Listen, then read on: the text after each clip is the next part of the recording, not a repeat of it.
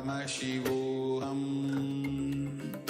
Om Nithyananda Paramashivoham. Om Nithyananda Paramashivoham. Om Nithyananda Paramashivoham. Om Nithyananda Paramashivoham.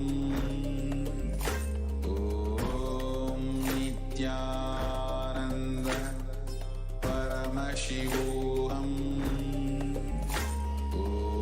Om Nithyananda Paramashivoham. Om Nithyananda Paramashivoham. Om Nithyananda Paramashivoham. Om Nithyananda Paramashivoham. Om Nithyananda Paramashivoham. Om Nithyananda Paramashivoham. Om Nithyananda Paramashivoham. Om Nithyananda Paramashivoham.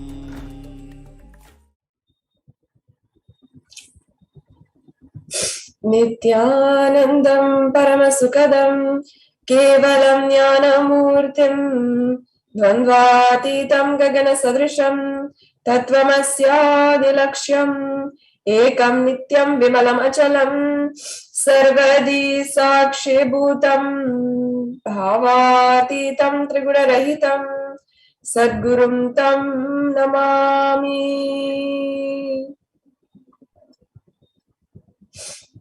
Nithyananda, I offer my humble obeisance, my humble pranam at the divine lotus feet of the Supreme Pontiff of Hinduism, Jagat Guru Mahasannidhanam, His Divine Holiness, Bhagavan Nithyananda Paramashivam. And I welcome each and every one of you who is joining us right now for this sacred experience with the divine. We welcome all the viewers from Facebook, Instagram, Twitter, whatever platform you might be joining us from. And we welcome each and every one of the celebrated Kailasians from around the world, from different backgrounds, languages, countries, no matter where you're from. We welcome each and every one of you right now who are tuning in right now for this Devi Parashakti Akashic reading program. Now, many of us might have had a picture of what the year 2020 would look like. In fact, it was a trend in 1980s and 1990s to look and see the future and try to guess what it might be like. And everyone had an idea, a fantasy, of what the year 2020 would be like. And what it would be like, because it was the year of the future. It was a year that officially marked the future. And if you thought of the future, you thought, what would it be like in the year 2020? And many people thought there would be flying cars. Many people thought that there would be cutting edge technology, ability to teleport. Life would be absolutely simple, and it would just be so happy and peaceful. There would be no pollution on Earth. We would have found a solution by then. And all of these things we had fantasized about, and we had even written about so much. Every single human being at that time had this idea. I had an inkling, was wondering what it would be like in the year 2020, because it seemed so far away. It seemed like it was a destiny. It was a future ahead of us. But when it came around, what happened? When it came around, we really looked around us and thought, this is nothing like what I found, like what I had dreamed about. This is nothing like what I had thought. And after that, many of us actually became a little bit negative. And we would have fallen into so many cycles of maybe depression, of losing hope on the future, of not knowing how your future is going to be. You might think that, okay, it didn't work out for anyone. Is it going to work out for me? And you would think that your potential lay hidden inside of you almost forever. You would never tap into that just because you know that it's not going to work out. That's how people have literally destroyed their possibility, have thought through and ensured that they would not reach success. But it is the supreme pontiff of Hinduism that in this day and age, when there's so much of dynamic changes, when the whole social structure is crumbling and trying to also reconstruct itself at the same time, when so many people are suffering and facing the loss of their loved ones, suffering due to their own health concerns, and fear of not being able to control their circumstance. And many people are facing this, and we never had expected that this is what the year 2020 and the decade after that would look like. It is the Supreme Pontiff of Hinduism who always is reassuring us that you are a possibility. You are a seed. You're not an end product. You are a possibility for growing and for making your reality happen. And you have the greatest possibility, the greatest potential, even now, to awaken your sacred consciousness. And that is what the Supreme Pontiff of Hinduism is doing every single day, reaching out to more and more people, bringing to you, wherever you are, this great science of Sanatana Hindu Dharma, where you can awaken your ultimate personality, your ultimate potential.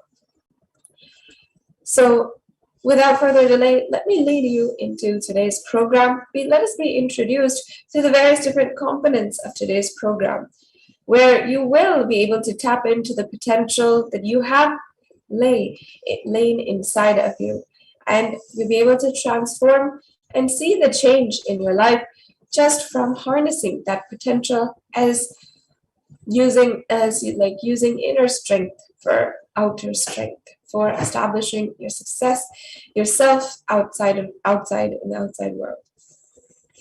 Let us be introduced first to Devi Parashakti, the very one who is initiating each and every one of us, manifesting through the Supreme Pontiff of Hinduism, and guiding us all during this pralaya, during the cosmic deluge.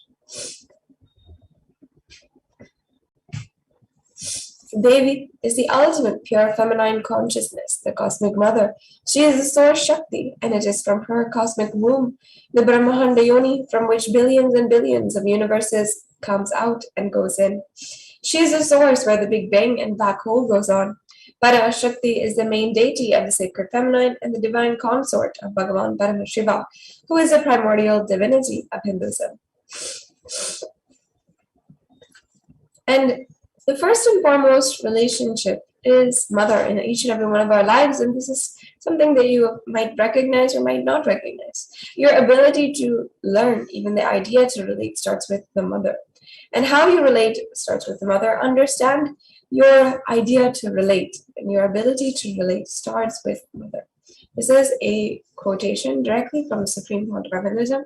He says, "Mother is too important a way to connect what you think as life. In the Vedic tradition, our rishis were aware your ability to connect with the mother should be directed towards the cosmos. It should inspire, it should awaken your higher consciousness. It should inspire your higher consciousness to express itself through you. And it should awaken your higher consciousness. And connecting with life as the mother is the sweetest, most beautiful, and easiest form to ever connect." Today, out of his love and compassion, the Supreme Pontiff of Hinduism is manifesting herself through the Supreme Pontiff of Hinduism and gracing us, answering all of our questions, attending to us, revealing our past, present, and future, delivering profound spiritual truths, and ultimately giving us the experience of Paramashivoham itself. So, Now let us glimpse, how can we experience the oneness with Devi Parashakti? How can we live with the utmost authenticity the principles which she embodies about motherliness, compassion, bliss and joyfulness, being innocent and being responsible, being queen leader.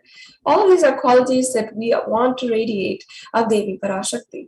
And through the Bhava Samadhi Darshan, we can immediately bring those qualities with divine intervention inside of us. So what is Samadhi? Sama is oneness and Adi means source. Samadhi means one with the source, and Bhava means attitude or aspect. Bhava, Samadhi means being one with the source through a certain aspect. And darshan means to have a glimpse of. In the Vedic tradition, it is used to describe the moment that we behold an avatar, a deity, or a saint or enlightened being. As just seeing such a being can cleanse the karmas of lifetimes and create a deep and lasting transformation in the receiver. Darshan is a powerful superconscious vibration that is present around an avatar at all times. He is simply radiating it, just like whenever you see or you don't see, whether it is daytime or it is nighttime, the sun continues to radiate light. In the same way, the avatar always radiates the superconscious energy. The auspicious moment when the receiver is able to catch that very moment becomes darshan for you, raising you to the next level of superconscious breakthrough, just like hitting the reset button on your being. And divine cosmic beings are real, no matter what you might say, no matter what is your presumptions, your judgments, your beliefs or non-beliefs. Divine cosmic beings are real. They manifest from KAILASA, the enlightened time-space zone, through deities and incarnations.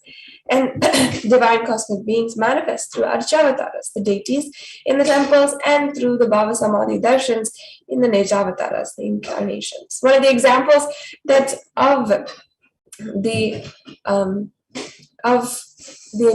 Bhava Samadhi Darshans is also Ramakrishna Paramahamsa, a great incarnation who did the Bhava Samadhi Darshans of Devi Parashakti and also several other gods, just several other energies for his devotees.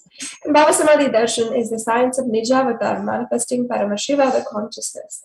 It is where the formless, the being of Paramashiva, expresses through the Divya Sarira, the light body, and manifests. Devi Parashakti expresses through the being of Rajarajeshwari and manifests as Nijavatar, the physical form of Devi Meenakshi.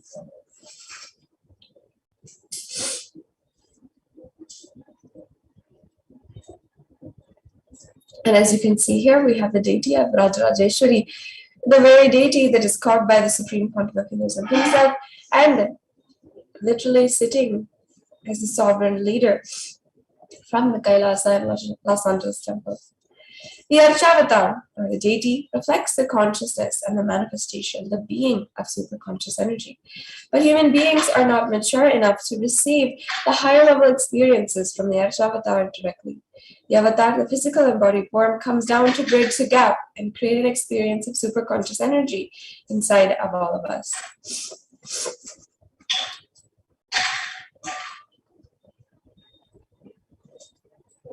The Bhava Samadhi Darshan awakens your Kundalini Shakti, which is the latent potential energy in every human being. This influx of superconscious energy visibly slows down the aging process and improves immunity to disease. During the darshan, the whole brain comes alive, turning into a superconductor of conscious energies that heal, empower, and transform our lives. And this is not just something that the Supreme Pontiff of Hinduism himself made up. This is a proven science. In fact, there are scientific studies that show the science behind the Bhava Samadhi Darshan, including that our neurons are mirroring that of the avatar. Mirror neurons activate and process all observed movements or information of the avatar just through the act of seeing. So that is, the entire body, our entire body, can silently, without moving, receive what is happening elsewhere through a process of direct observation, experiencing the superconscious energy radiated by the avatar. And Devi Parashakti gives us a blessing to be able to rewrite the future, to be able to have a glimpse into the Akashic readings. Akashic readings, as you might have come to a conclusion is not a prediction. It is a reading from a cosmic archives. Now, beyond space, creation and destruction happen simultaneously, and in the dimension of time, starts the past, present, and future.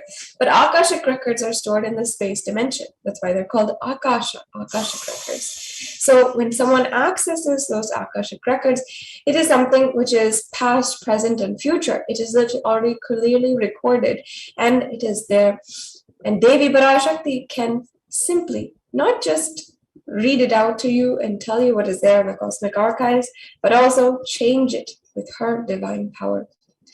And this would not be possible at all if we did not have the grace of the Supreme Pontiff of Hinduism. So now let's have a glimpse into his life, his contributions, and in an attempt to introduce the Supreme Pontiff of Hinduism.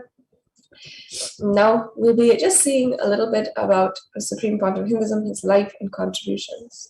And the Supreme Pontiff of Hinduism is the reviver of KAILASA, foremost, a macrocosmic, ancient, enlightened Hindu civilizational nation. The Supreme Pontiff of Hinduism is the 1008th incarnation of Paramashiva as per Hinduism, recognized by his predecessors who are enlightened masters and adepts. The Supreme Pontiff of Hinduism has made the science of power manifestation, yoga, and temple-based universities as a lifestyle for the whole of humanity. And not only that, today the Supreme Pontiff of Hinduism is the present 293rd Jagat Guru Mahasannidhanam of the KAILASA Shamala Pita Sarvanya Pitam.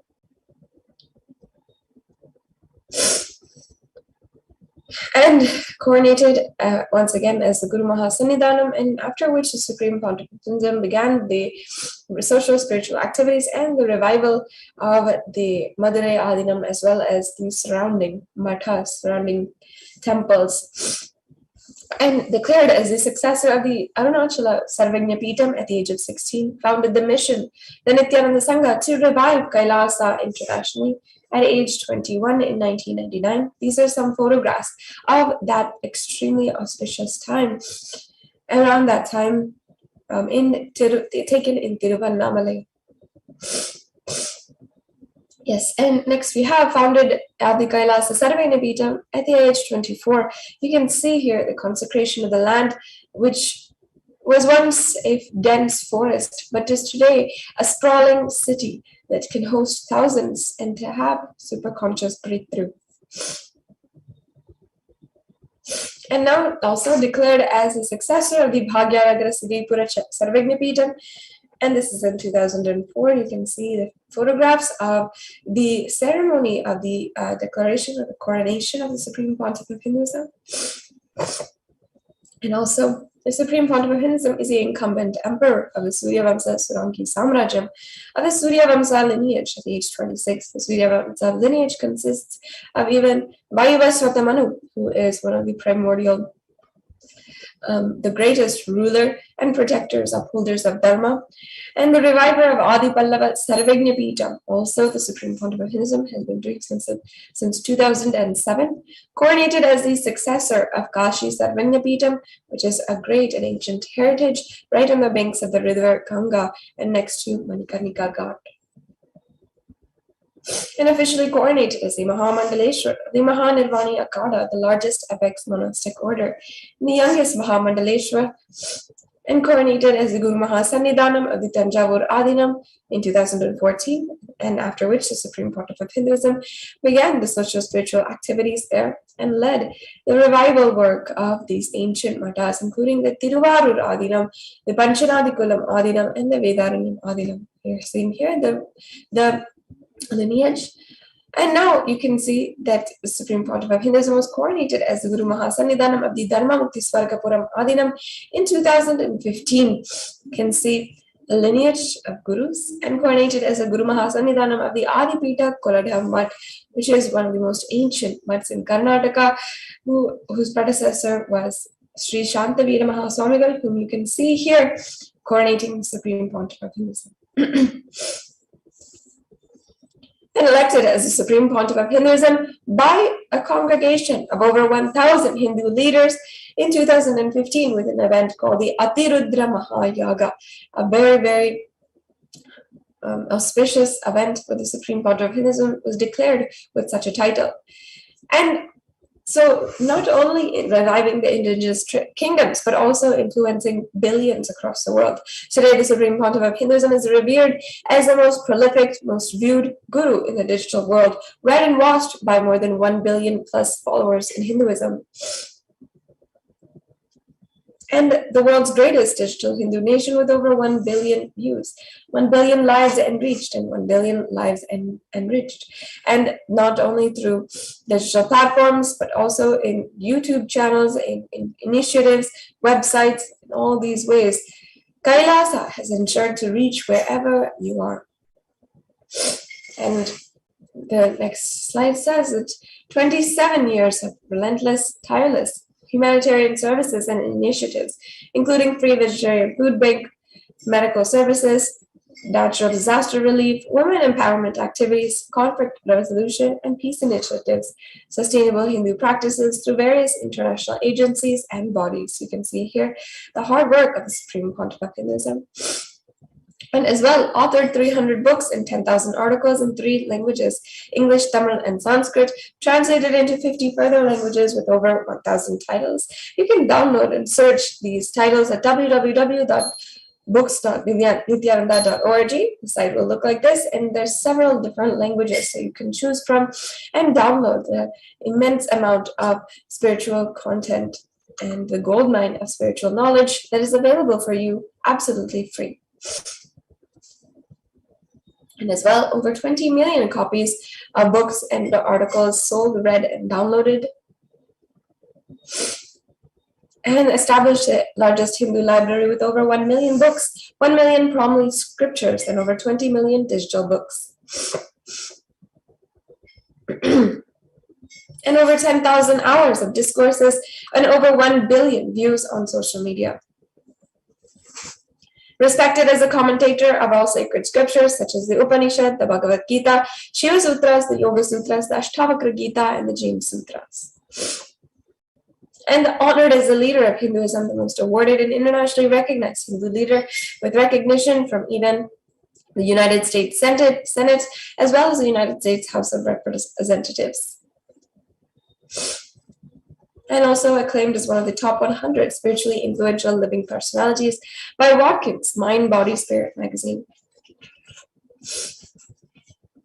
And the reviver of the Sovereign Order of KAILASA, led by the Supreme Pontiff of Hinduism, and the Nithyananda Order of monks, nuns, and the Hindu diaspora, who are working towards global peace and to give superconscious breakthrough to humanity.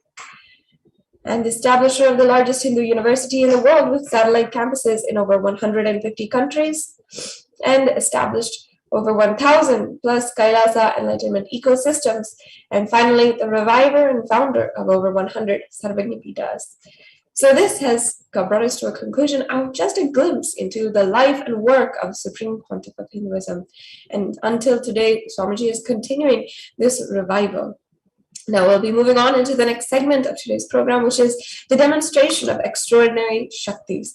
And each and every one of you will be able to see for yourself the possibility that lies ahead of you. So we'll be right back with you. Stay tuned after a quick break. Paramashivoham. Om Nithyananda Paramashivoham. Nithyananda Paramashivoham. Om Nithyananda Paramashivoham. Om Nithyananda Paramashivoham. Om Nithyananda Paramashivoham. Om Nithyananda Paramashivoham.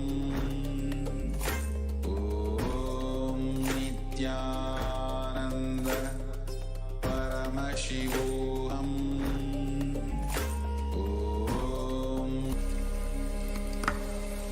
Om Nithyananda Paramashivoham.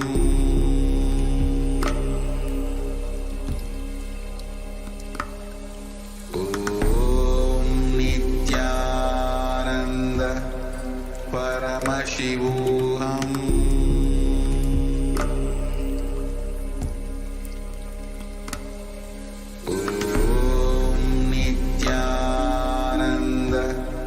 Paramashivoham.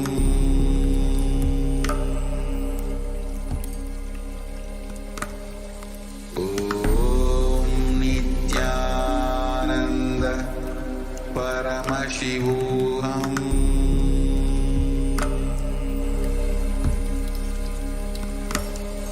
Om Nithyananda Paramashivoham.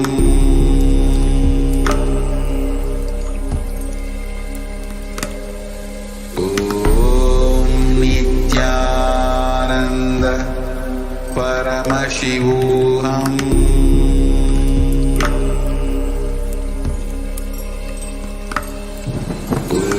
Om Nithyananda Nithyanandam Paramasukadam Kevalam Jnanamurtim Dvandvatitam Gahana Sadrusham Tattvamasya Ekam Nityam Vimalamachalam Sarvadi Sakshibhutam Bhavatitam Trigunarahitam Sadgurum Tam Namami.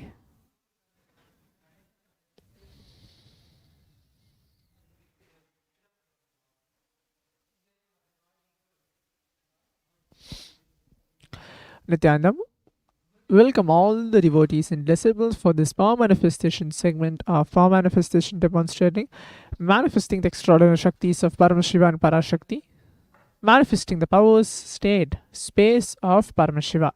Today, we'll be looking at witnessing the live Sakshi Pramana, the demonstration of the power of third eye, which is seeing and reading, playing with your eyes blindfolded, experiencing oneness with Paramashiva, ultimately our beloved Guru Swamiji. The Balasans, Nityananda Yogis, the initiated disciples of the Supreme Pontiff of Hinduism, will now be demonstrating the powers of third eye and sharing with all the experience and results of the extraordinary manifestation of the divine powers which is awakened in us through Diksha initiation. In today's Bhavasmaya Darshan, all of us will be receiving the initiation into third eye awakening and various other powers with the blessings and grace of the Supreme Pontiff of Hinduism. We will be manifesting the following powers, which is a third eye, seeing with your eyes blindfolded. Third eye is the cosmic browsing center, which is located between your brows, which upon initiation, one can effortlessly express powers and see through the third eye, just as you do with your two eyes. So what are Shaktis? In the Vedagamas, which are the source scriptures of Hinduism, Paramashiva reveals in elaborate detail that every human being is hardwired to be able to manifest 463 plus extraordinary Shaktis, the divine powers. Shaktis are described as a system, method, and science for human beings to explore the various possibilities and powers and have access to various states of consciousness. Shaktis manifest from the fundamental cognition that you are divine, you need to manifest divine, and not you are a man, you need to reach divine. Now, let us learn what are the difference between Shaktis and Siddhis. Shaktis expressed from the space of enlightenment as a side effect of feeling connection with the divine and high integrity with the Guru. The Shaktis are the source of enlightenment, whereas Siddhis are powers that manifest from tapas or penance for enlightenment. Siddhis are the path of enlightenment. The Shaktis of Paramashiva manifest through ordinary human beings in an extraordinary way after the initiation from the avatar. The Shaktis are permanent, whereas Siddhis are not permanent. Siddhis may divert you from the space of enlightenment.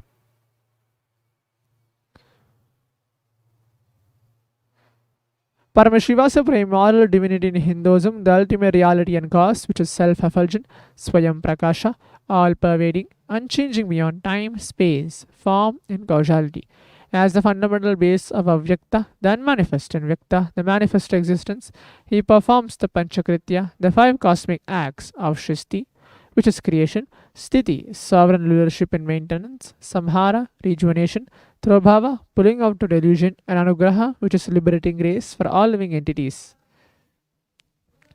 The Supreme Pontiff of Hinduism, Jagadguru Mahasanidhanam, His Divine Holiness Bhagavan Nithyananda Paramashivam, is 1008th living incarnation and representative of Paramashiva and the reviver of KAILASA, the ancient enlightened Hindu civilizational nation, the great cosmic borderless Hindu nation. Ever since the beginning of the civilization, the Sanatana Hindu Dharma has been the cradle of enlightened beings and highly advanced science. It was where the science of enlightenment and powers, Shaktis, was lived and taught as a lifestyle.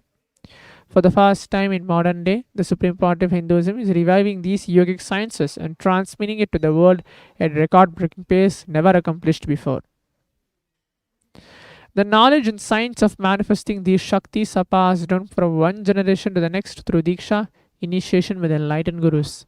Supreme Pontiff of Hinduism, being recognized as an incarnation at a very young age, was trained and taught these sciences to revive the initiation and knowledge repositories for billions to manifest the science of power manifestation from the disciplines of Vedanta, Tantra and Sri Vidya, Yoga and Yogic powers, Mantra Shastra, Siddha Vidya, science of Aushadha, Advaita and Bhakti Yoga, Paramashivoham and Paramashivoham. So, how to awaken the divine Shaktis in us? Every ultimate truth, which is jnana, mapped into your consciousness, prajna, manifest as a possibility and power of every being, prajnana. Now let us watch the short video of what is Diksha, which is getting transmitted from the avatar to the disciple.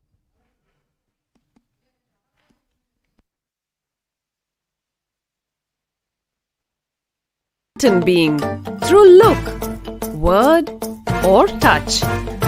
The traditional Vedic book Navaratneshwara states, Sarva samapi dikshanam muktihi phalamakhanditam avirodhat bhavantyeva prasangyastu bhuktayah. The main benefit of all initiations is moksha, enlightenment.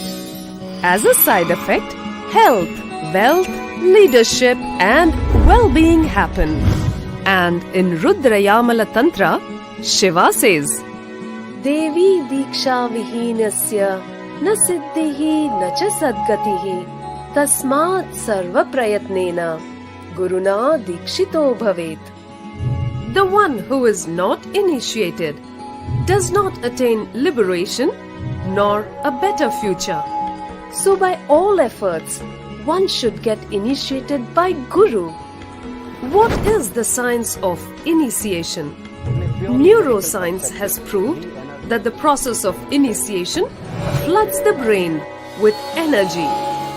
This is the superconscious energy of Kundalini, our own highest inner potential energy. As the Kundalini flows from the thalamus to the cortex, it sets up a powerful energy loop within the brain, which awakens the latent non-mechanical parts which we have never used before. With increasing levels of coherence, the whole brain comes alive, turning into a superconductor of conscious energies that heal, empower, transform our lives, bliss and fulfillment. Initiation creates high awareness, visualization, creativity. It also slows the aging process and improves the immune system. Kundalini awakening, healing experience, levitation, teleportation, materialization. Experience the power of initiation through a range of exclusive programs conducted at the ashram.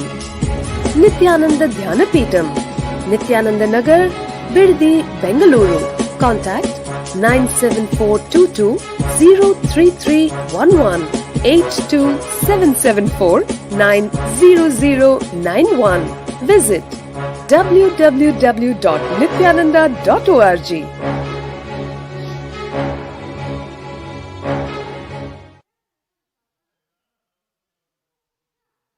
The science of power manifestation is authenticated through four aspects of evidence, which are called pramana. Diksha is the Pramana, which direct are the eternal unchangeable truths which is revealed in the source scriptures.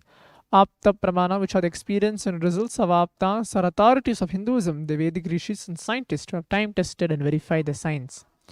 Atma Pramana, which are the account of the Supreme Pontiff of Hinduism, Bhagavan Nithyananda Paramashivam, this millennium's avatar, personal experience of power manifestation. Pratyaksha Pramana, which are called empirical evidence from observation and scientific experimentation. Vedas are the ultimate superior authorities for Hindus, where the Vedas are the pure science where the ultimate truths are explained. Agamas are the scriptures with the applied technology, the applied science is expanded. Vedas and Agamas, which are called the Vedagamas, are given the status of Shruti as they are directly revealed by Paramashiva himself. They are the ultimate, eternal, unchangeable truths. A reference cited from the Shastra source scriptures is called Shastra Pramana. Let us get ready to witness a very unique and exciting demonstration of the power of third eye.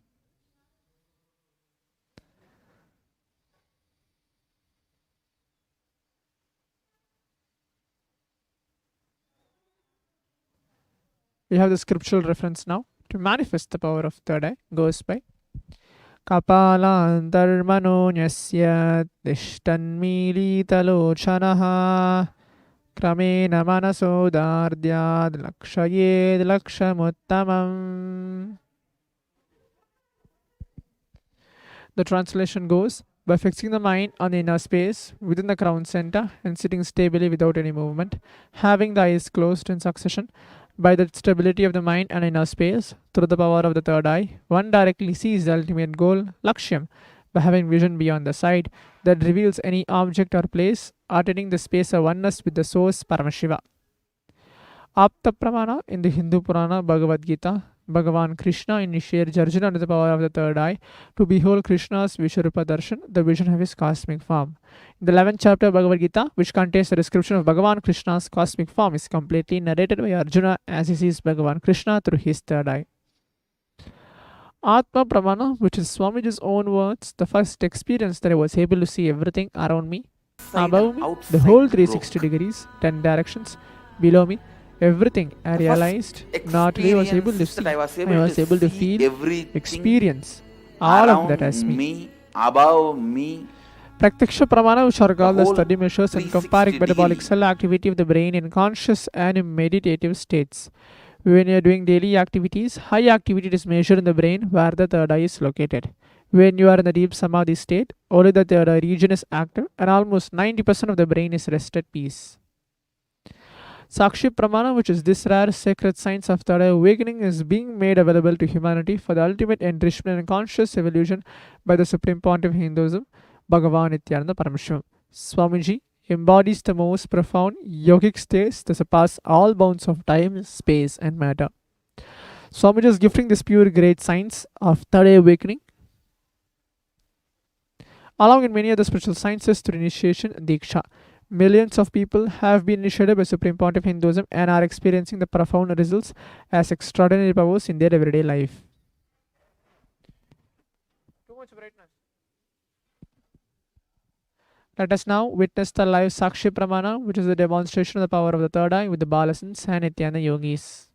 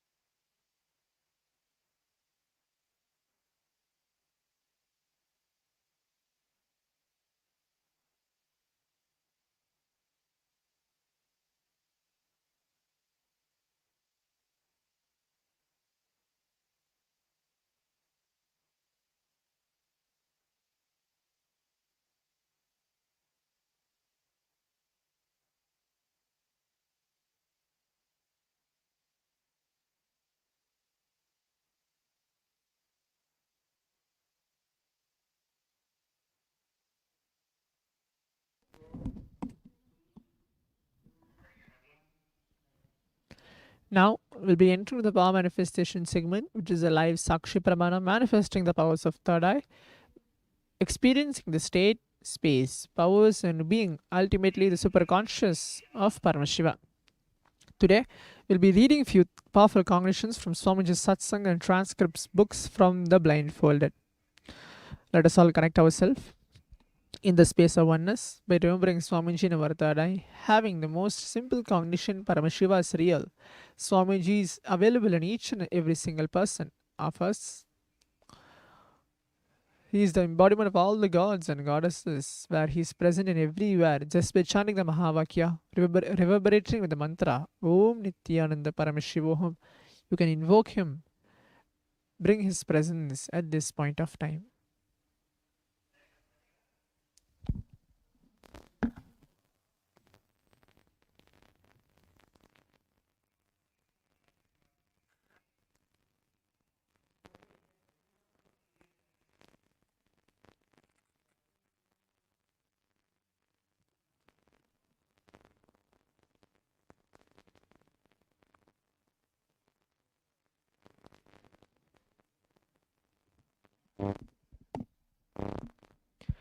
Let us all take few moments now and chant the Mahavakya along. Om Nithyananda Paramashivoham. Om Nithyananda Paramashivoham. Om Nithyananda Paramashivoham. Om Nithyananda Paramashivoham. Om Nithyananda Paramashivoham. Om Nithyananda Paramashivoham. Om Nithyananda Paramashivoham. Om Nithyananda Paramashivoham.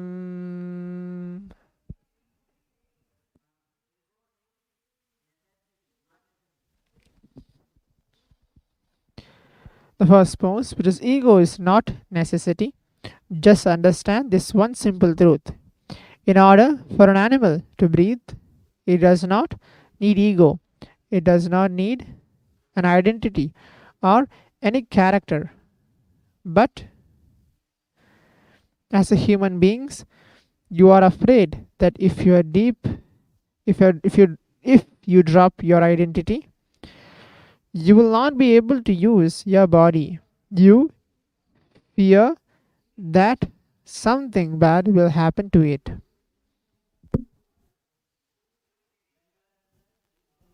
When you are unclutched, physically, you are active and alive, but mentally, you are silent.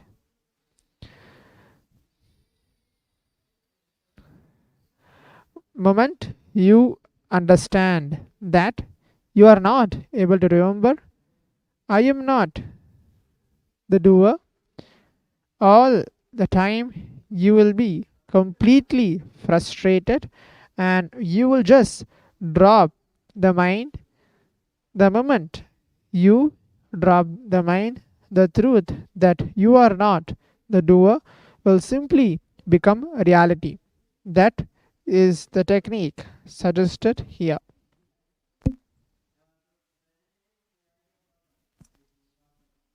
Huh? I don't give that.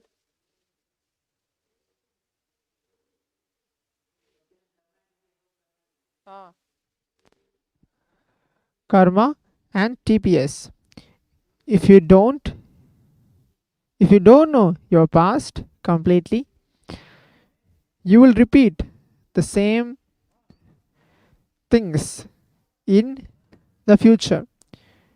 If your thoughts per second, which is TPS, can come down and you know your past as it happened, you won't repeat the same past in the future. You will then become a karma mukta, liberated from karma.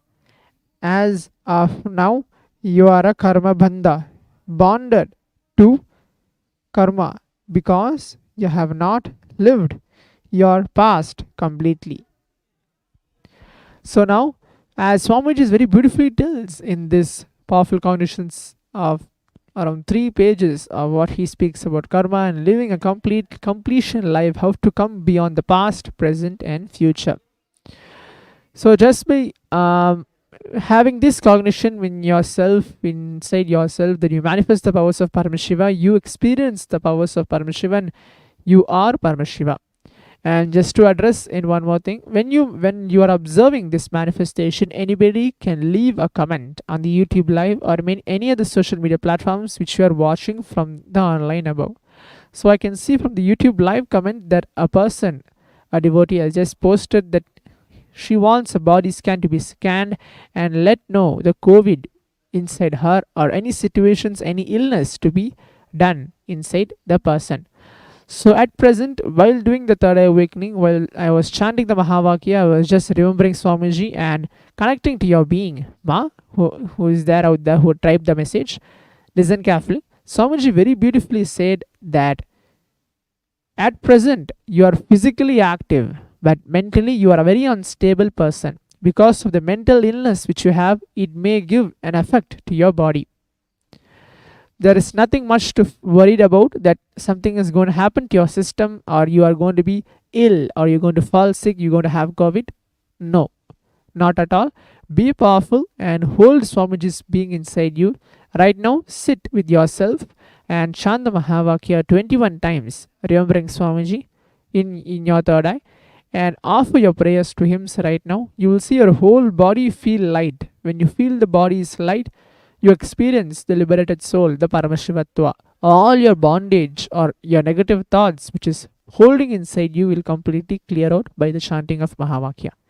Try this out, Ma. Swamiji is always there with all of us.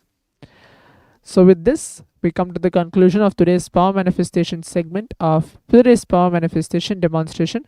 By the end of today's session, we'll be having the same guided power manifestation session step by step to lead all of you to experience the powers of Paramashiva.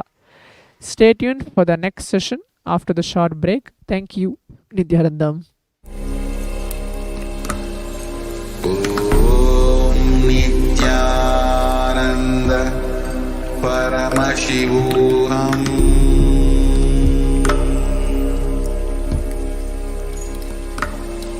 Om Nithyananda Paramashivoham.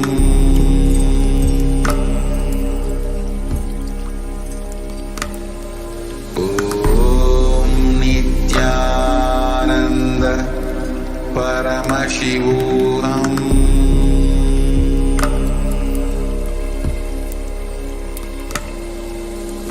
Om Nithyananda Paramashivoham.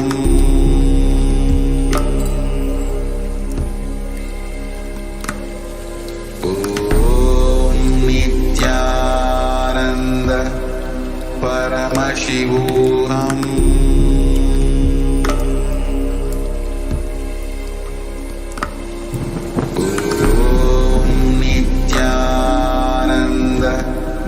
Paramashivoham. Paramashivoham.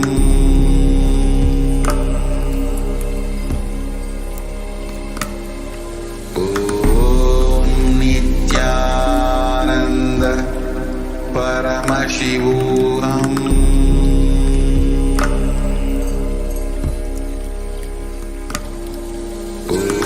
Om Nithyananda Paramashivoham.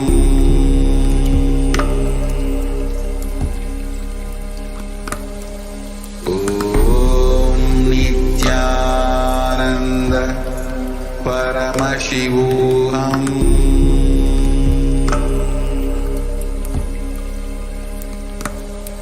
Om Nithyananda Paramashivoham.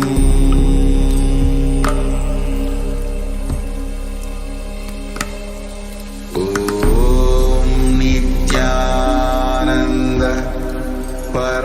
Paramashivoham.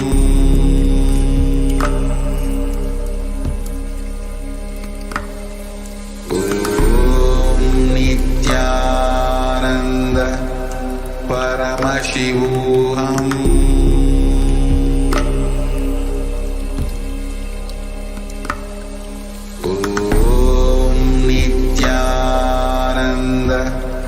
Paramashivoham.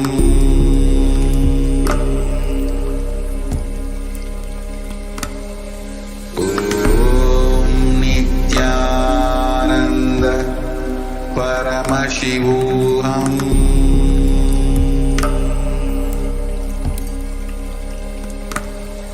Om Nithyananda Paramashivoham.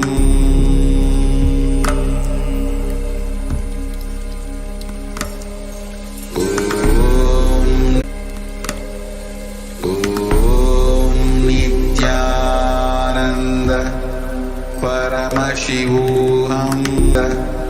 Paramashivoham. Paramashivoham.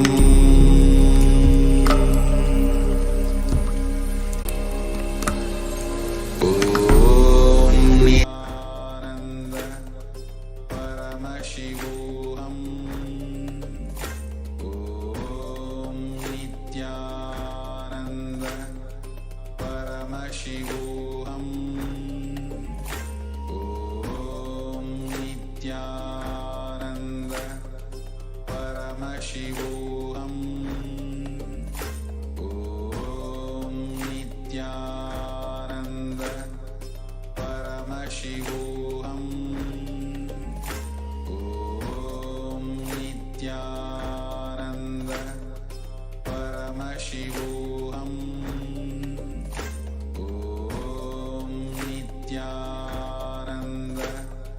Paramashivoham.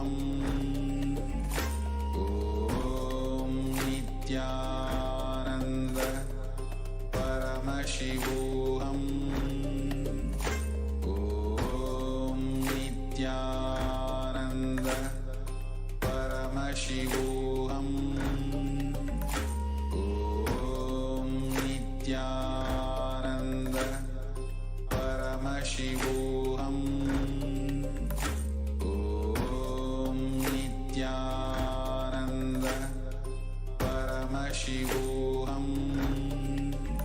Om Nithyananda Paramashivoham. Om Nithyananda Paramashivoham.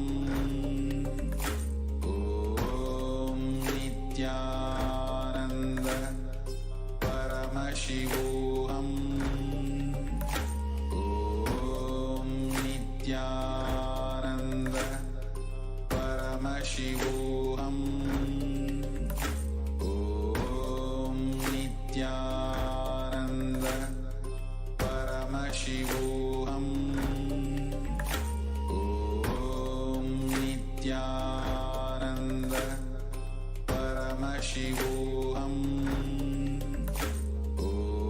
Om Nithyananda Paramashivoham. Om Nithyananda Paramashivoham. Om Nithyananda Paramashivoham. Om Nithyananda Paramashivoham. Om Nithyananda Paramashivoham.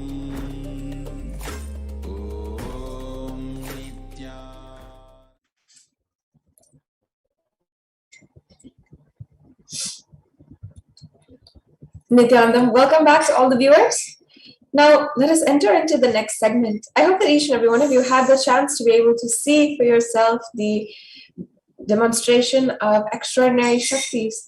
And you can also tune in at 2 a.m. Indian Standard Time.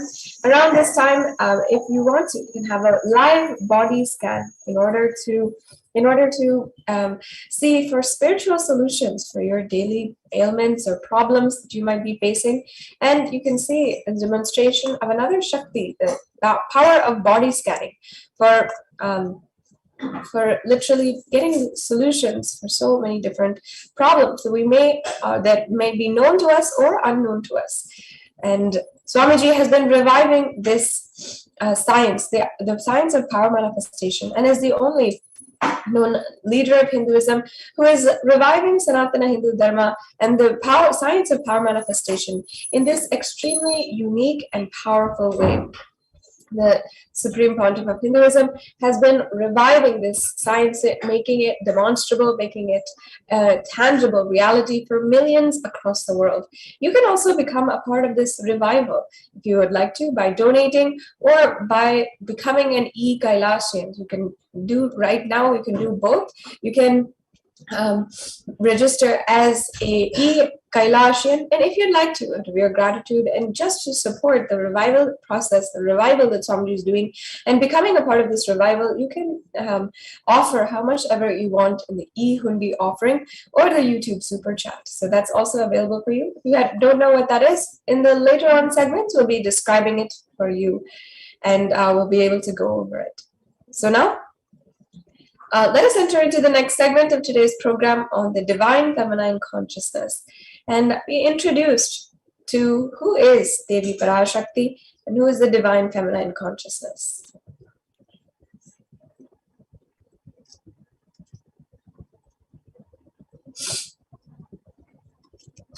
Now first, let us chant the Dhyana Shlokas of Devi Parashakti, the invocational verses that will literally bring us the remembrance of Devi Parashakti, that will give us a very powerful way of offering our gratitude to Devi Parashakti and invoking her presence with us on this platform today. So yes, now let us offer our gratitude in the form of this Dhyana Shloka. Sinduraruna vigraham trinayana manikya spurat taranayaka shekaram smitamuki mapina vakshoroham bhanibhyam malipurna ratna chashakam raktotala vibratim saumyam ratna gatasta ratna charanam dhyayet paramambika. It means the Divine Mother is to be meditated upon as shining in vermilion, red body with triple eyes, sporting a crown of rubies, studded with the crescent moon, a face all smiles, a splendid bust, one hand holding the jewel cup brimming with mead, and the other twirling a red lotus. And the next verse. Arunam karuna tarangitakshim dritapasham kushabushpabana chapam animadi viravrutam mayuke rahamityeva vibhavaye bhavani. This verse says, I meditate on the great empress. She is red in color and her eyes are full of compassion. Since she holds the noose, the goad, the bow, and the flowery arrow in her hands. She is surrounded on all sides by powers such as anima for race, and she is the self within me.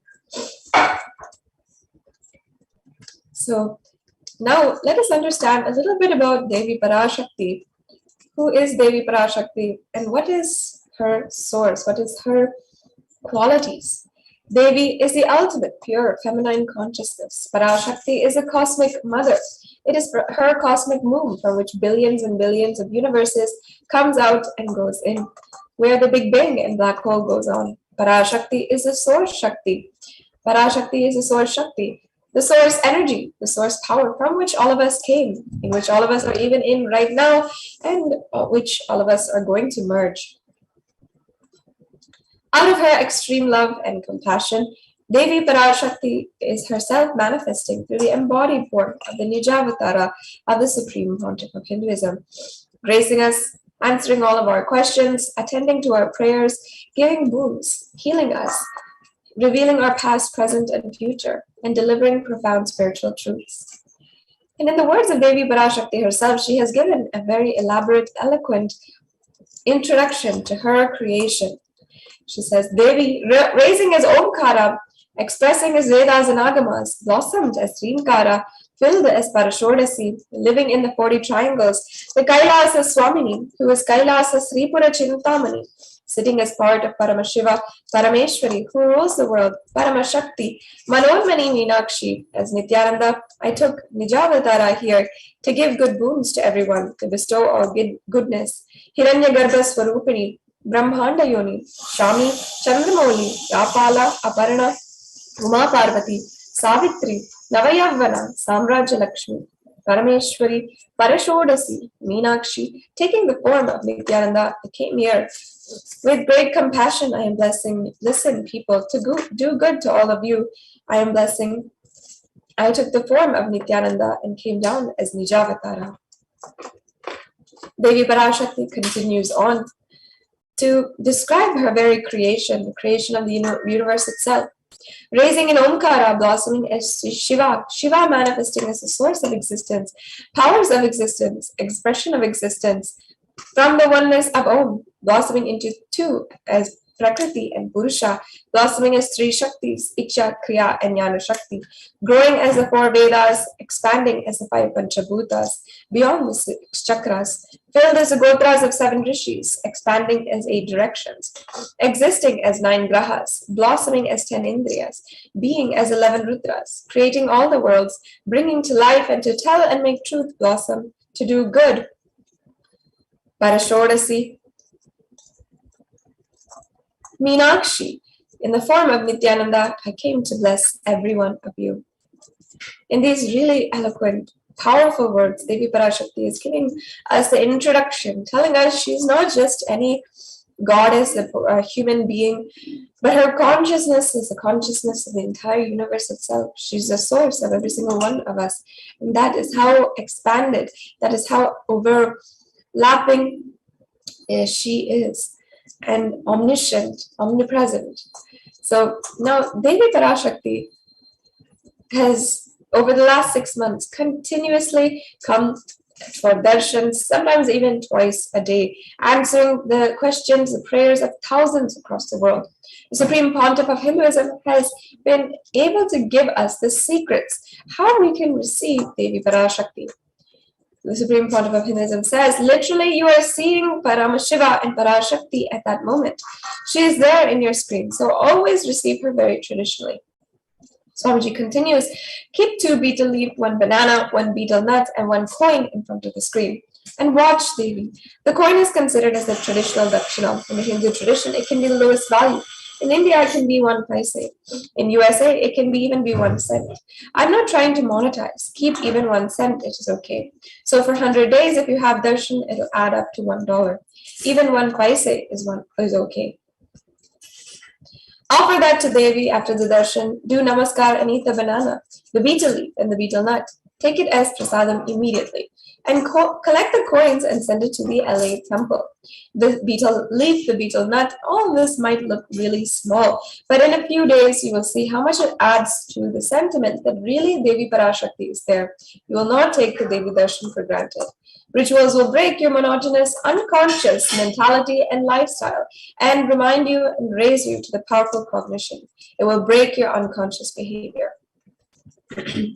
So as you can see here, we have all of the betel nut, the betel leaf, the banana, and the coin, which is arranged here. You can arrange it as it looks on the plate. Some of the optional items are also flowers, coconut, and if you'd like to, you can see if you can arrange for some glass red bangles and a vastram, a small piece of red cloth for Devi. These are traditional items that you offer to Devi specifically.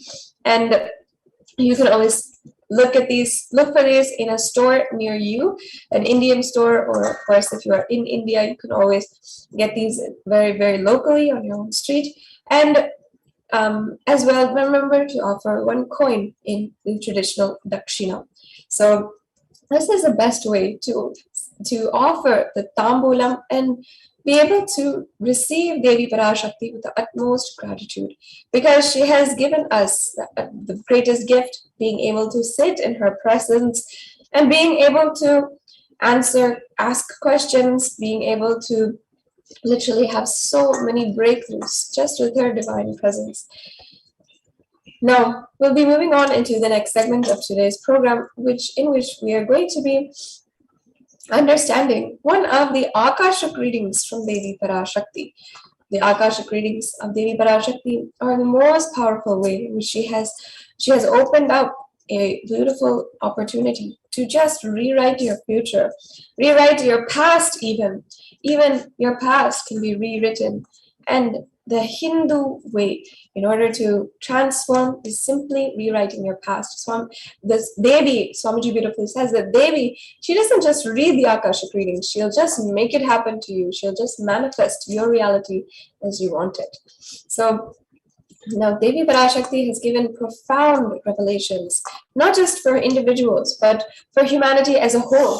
And many of us feel so stuck, especially now during the Pralaya, and have been feeling stuck for the last 2 years, not just figuratively, but also quite literally. We've been stuck at home. We've been facing what comes with feeling isolated, and being in one place for so long. And while the minds of so many are being literally crushed and collapsing, all of us are able to at least seek refuge in the divine lap of Devi Parashakti. So now let us see the revelations to the world made on the 31st of May 2021, the sacred secret of Hindu birth. This is a நன்றாய் கேட்டுக்கொள். உன் கேள்விக்கு உன்மூலமாய் உலகெங்கும் இருக்கும் இந்துக்கள் எல்லோர்க்கும் அளிக்கின்றேன் உத்திரம். கேட்டு வாழ்ந்தால் உங்கள் வாழ்க்கை பத்திரம். நன்றாய் கேளுங்கள். பிறப்பின் ரகசியத்தை பிறப்பிலா பெருமை உடைய பரமேஸ்வரி சொல்லுகின்றேன் கேளுங்கள். அண்டஜம், யோனிஜம், ஜலஜம், பீஜம் எனும் 4 விதமான பிறவிகளில் 84,000 யோனிகளில் பிறக்கும் பிறப்புகளிலேயே பெருமை வாய்ந்ததும் உத்தமமானதும் மனிதப் பிறவி. அந்த மனிதப் பிறவியிலும் பலமுறை பிறந்து உழன்று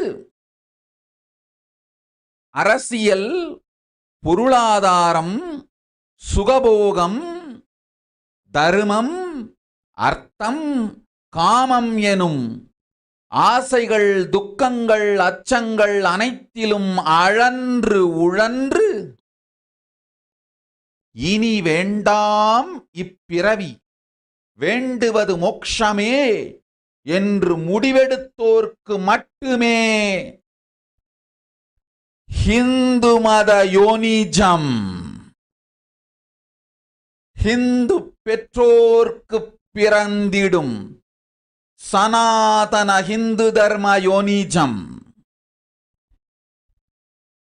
மனித பிறவி உத்தமம், சனாதன ஹிந்து தர்ம மனித பிறவி உத்தமோத்தமம்.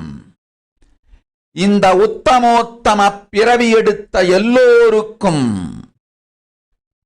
ஜீவன் முக்த விஞ்ஞானத்தையும் சனாதன தர்மத்தையும் காக்கின்ற கடமையும் உண்டு. அதனால் வருகின்ற நன்மையெல்லாம் அனுபவிக்கும் உரிமையும் உண்டு. இந்த கடமையை செய்வோம் என்று சத்தியம் செய்ததனால்தான் அந்த உரிமை அளிக்கப்பட்டது. பூமிக்கு வந்தபின் மனம் மயங்கி மதிமயங்கி சனாதன தர்மம் காக்க மறந்ததனால் மாயை அவர்கள் உயிரை பறிக்கின்றாள். நன்றாய் புரிந்து கொள்ளுங்கள். உயிரை கொடுத்தாலும் தர்மத்தை காப்போம் என்று உறுதி எடுத்தவர்க்கே சனாதன ஹிந்து தர்ம யோனிஜம் அளிக்கின்றேன் யான். உடல் பெற்ற பிறகு ஊழிப் பெருவலியால் ஆசை அச்சங்களை உதறவிடாது, உதறியும் விடாது சனாதன ஹிந்து தர்மம் காக்க மறந்தோரை உயிர் வாழத் தகுதியில்லாதவர் பட்டியலில் உடனடியாய் மாயை சேர்க்கின்றாள். அதனால் ராட்சசர்களும் அசுரர்களும் தானாகவே இவர்கள் உயிரை எடுக்கின்றார். நன்றாய் புரிந்து கொள்ளுங்கள். உயிரை கொடுத்தாலும் தர்மம் காப்போம் என்று நிற்பவர்க்கு நிலைத்திடும் வீரஸ்வர்க்கமும் கைலாச பதவியும், எக்காரணம் கொண்டும் தர்மம் காக்க மறந்த உத்தமோத்தம ஜனனமான சனாதன ஹிந்து ஜனனம் பெற்ற மக்களுக்கு இல்லை வேறு கதி. சனாதன ஹிந்து தர்ம மனித ஜனனம் உத்தமோத்தம மனித ஜனனம். உங்கள் உரிமை உலகில் அதிகம், உங்களுக்கு கடமையும் உலகில் பெரிது. தர்மம் காத்தாலே கடமை, தர்மம் காக்காதார்க்கு உயிர் வாழும் உரிமை இல்லை.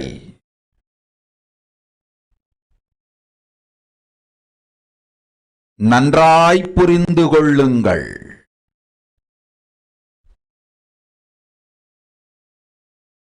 உத்தமோத்தம பிறவியான சனாதன ஹிந்து தர்ம பிறவி எடுத்த எல்லோரும் புரிந்து கொள்ளுங்கள்.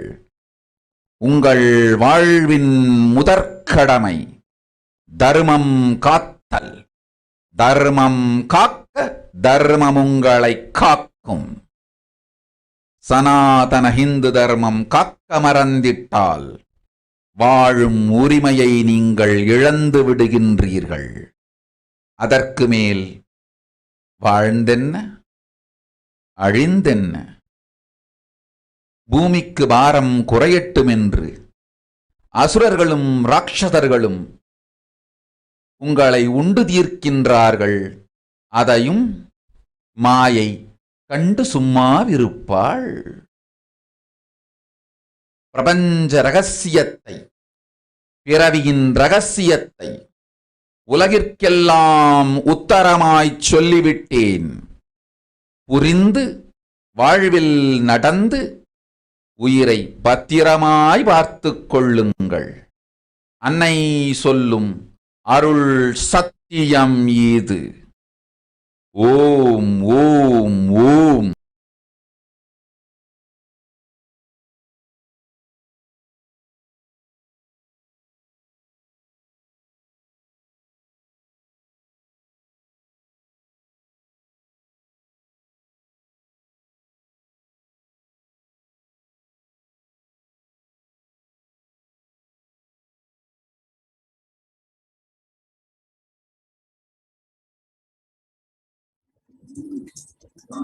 Yes, there was a strong and powerful message from Devi Parashakti to all of us Hindus all over the world. And now let us see what exactly Devi Parashakti had said mapped into the English language. Devi Parashakti explained, listen, Andaja, Yonija, Jalaja, Bija, like this in 4 types of births in 840,000 yonis. In all these births, the greatest birth of all is the Hindu birth, is the human birth. Sorry. Even in that human birth, being born and toiled many times after getting burned and toiled in politics and finance, luxuries, in dharma, artha, and kama, and those who who decide of not wanting this birth, wanting only moksha, only those will have Hindu dharma yonija, the Sanatana Hindu dharma yonija, or being born to Hindu parents. Human birth is uttama, best, but Sanatana Hindu dharma, human birth is uttamottama, the best of the best.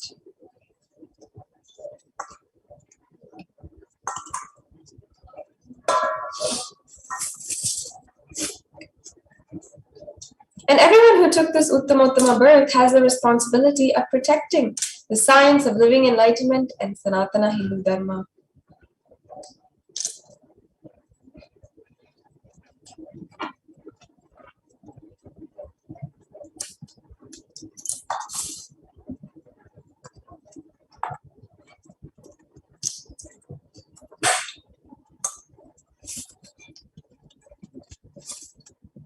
And also, they have the right of experiencing its benefits. This right was given to them because of their commitment given by them to do this responsibility.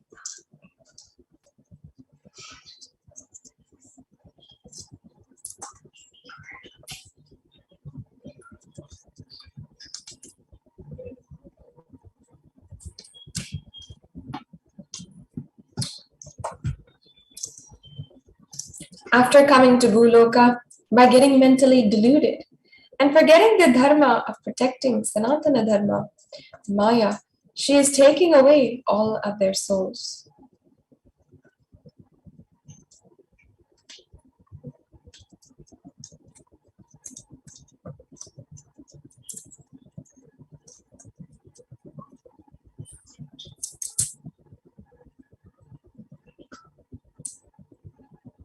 Understand carefully, I am giving the Sanatana Hindu Dharma Yonijam only for those who gave the commitment of protecting Sanatana Dharma even by giving their life.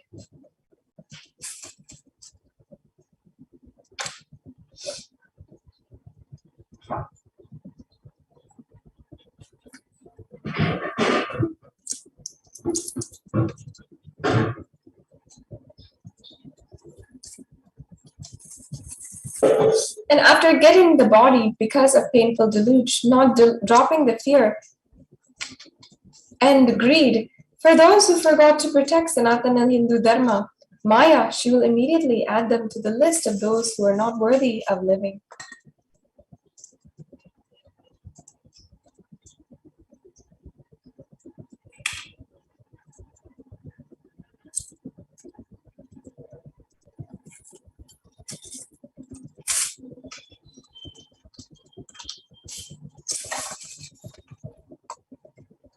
And therefore, Rakshasas and Asuras are automatically taking away their life. Understand properly, for those who stand that even by giving their life, they will protect Dharma, will permanently have Veera Swarga and KAILASA Padavi.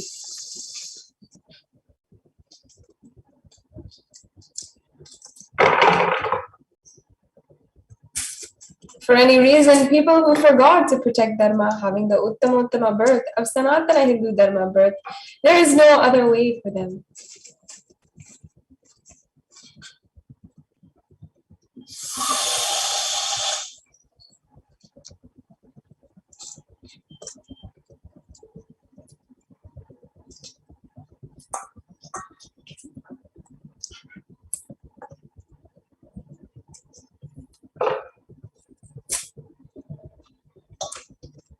And Sanatana Hindu Dharma birth is Uttamottama human birth.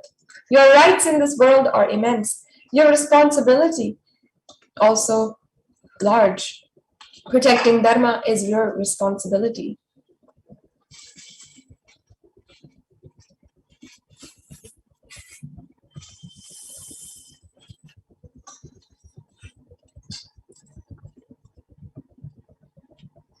Those who do not protect the Dharma, they do not have the right to live. Understand properly.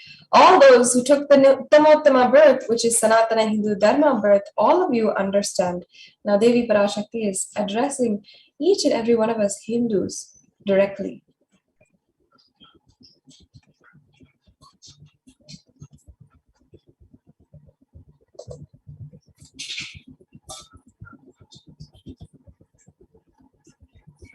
The first responsibility of your life is protecting Dharma. If you protect Dharma, Dharma will protect you. If you forget to protect Sanatana Hindu Dharma, you lose the right of living.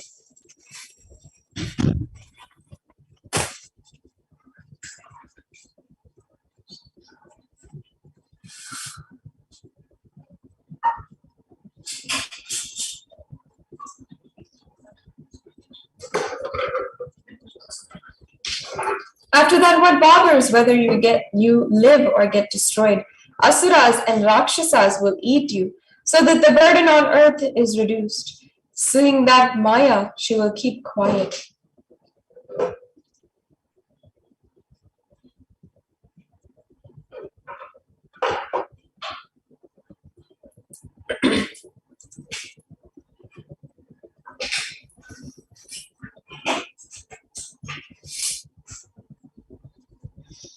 Now, Devi Parashakti has given us a huge revelation, and we each have to understand how Hindus are responsible.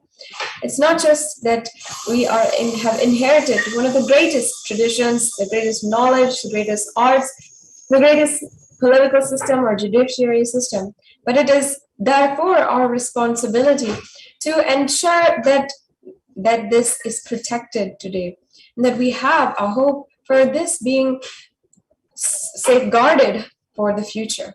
Hinduism represents the world's most ancient, yet progressive, indigenous spiritual tradition. It is an open framework model of civilization that stands for global peace, vegetarianism, non-violence, yoga, worship of nature, temple-based living, manifesting spiritual powers, and in the inherent divinity of every being.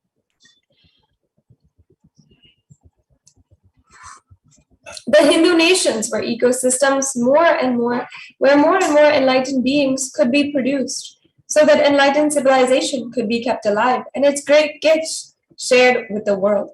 Hindu nations all over the world, from Afghanistan to Malaysia, were powerful epicenters for enlightenment, literally as places where enlightened beings were being born and continuously serving the whole earth, growing the largest civilization. There are so many references of the power of the Hindu nations from the Hindu scriptures, the power, the stability, the growth and prosperity of the Hindu nations and the Hindu kingdoms, and so much more. So now let us take a look at some of these references and read about how they were described in the Hindu scriptures. This first one is from the Rama Raja, describing the Hindu nation ruled by Bhagavan Rama.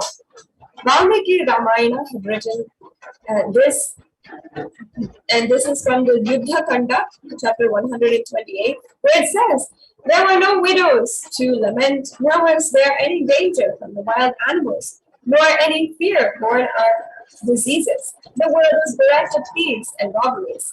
No one felt worthless, nor did old people perform obsequies concerning youngsters." It goes on to say, "People survived for thousands of years with thousands of their progeny, all free of illness and grief. The trees were bearing flowers and fruits regularly without any injury by pests and insects. The clouds were raining in time, and the wind was delightful to touch. Every caste was performing their own duties, satisfied with their own work, and bereft of any greed. People were intent on virtue and lived without telling lies. All the people were endowed with excellent characteristics. All were engaged in virtue." And this is the Hastinapur kingdom ruled by Yudhishthira, a description from the Srimad Mahabharata in the Ashvavedika Parva.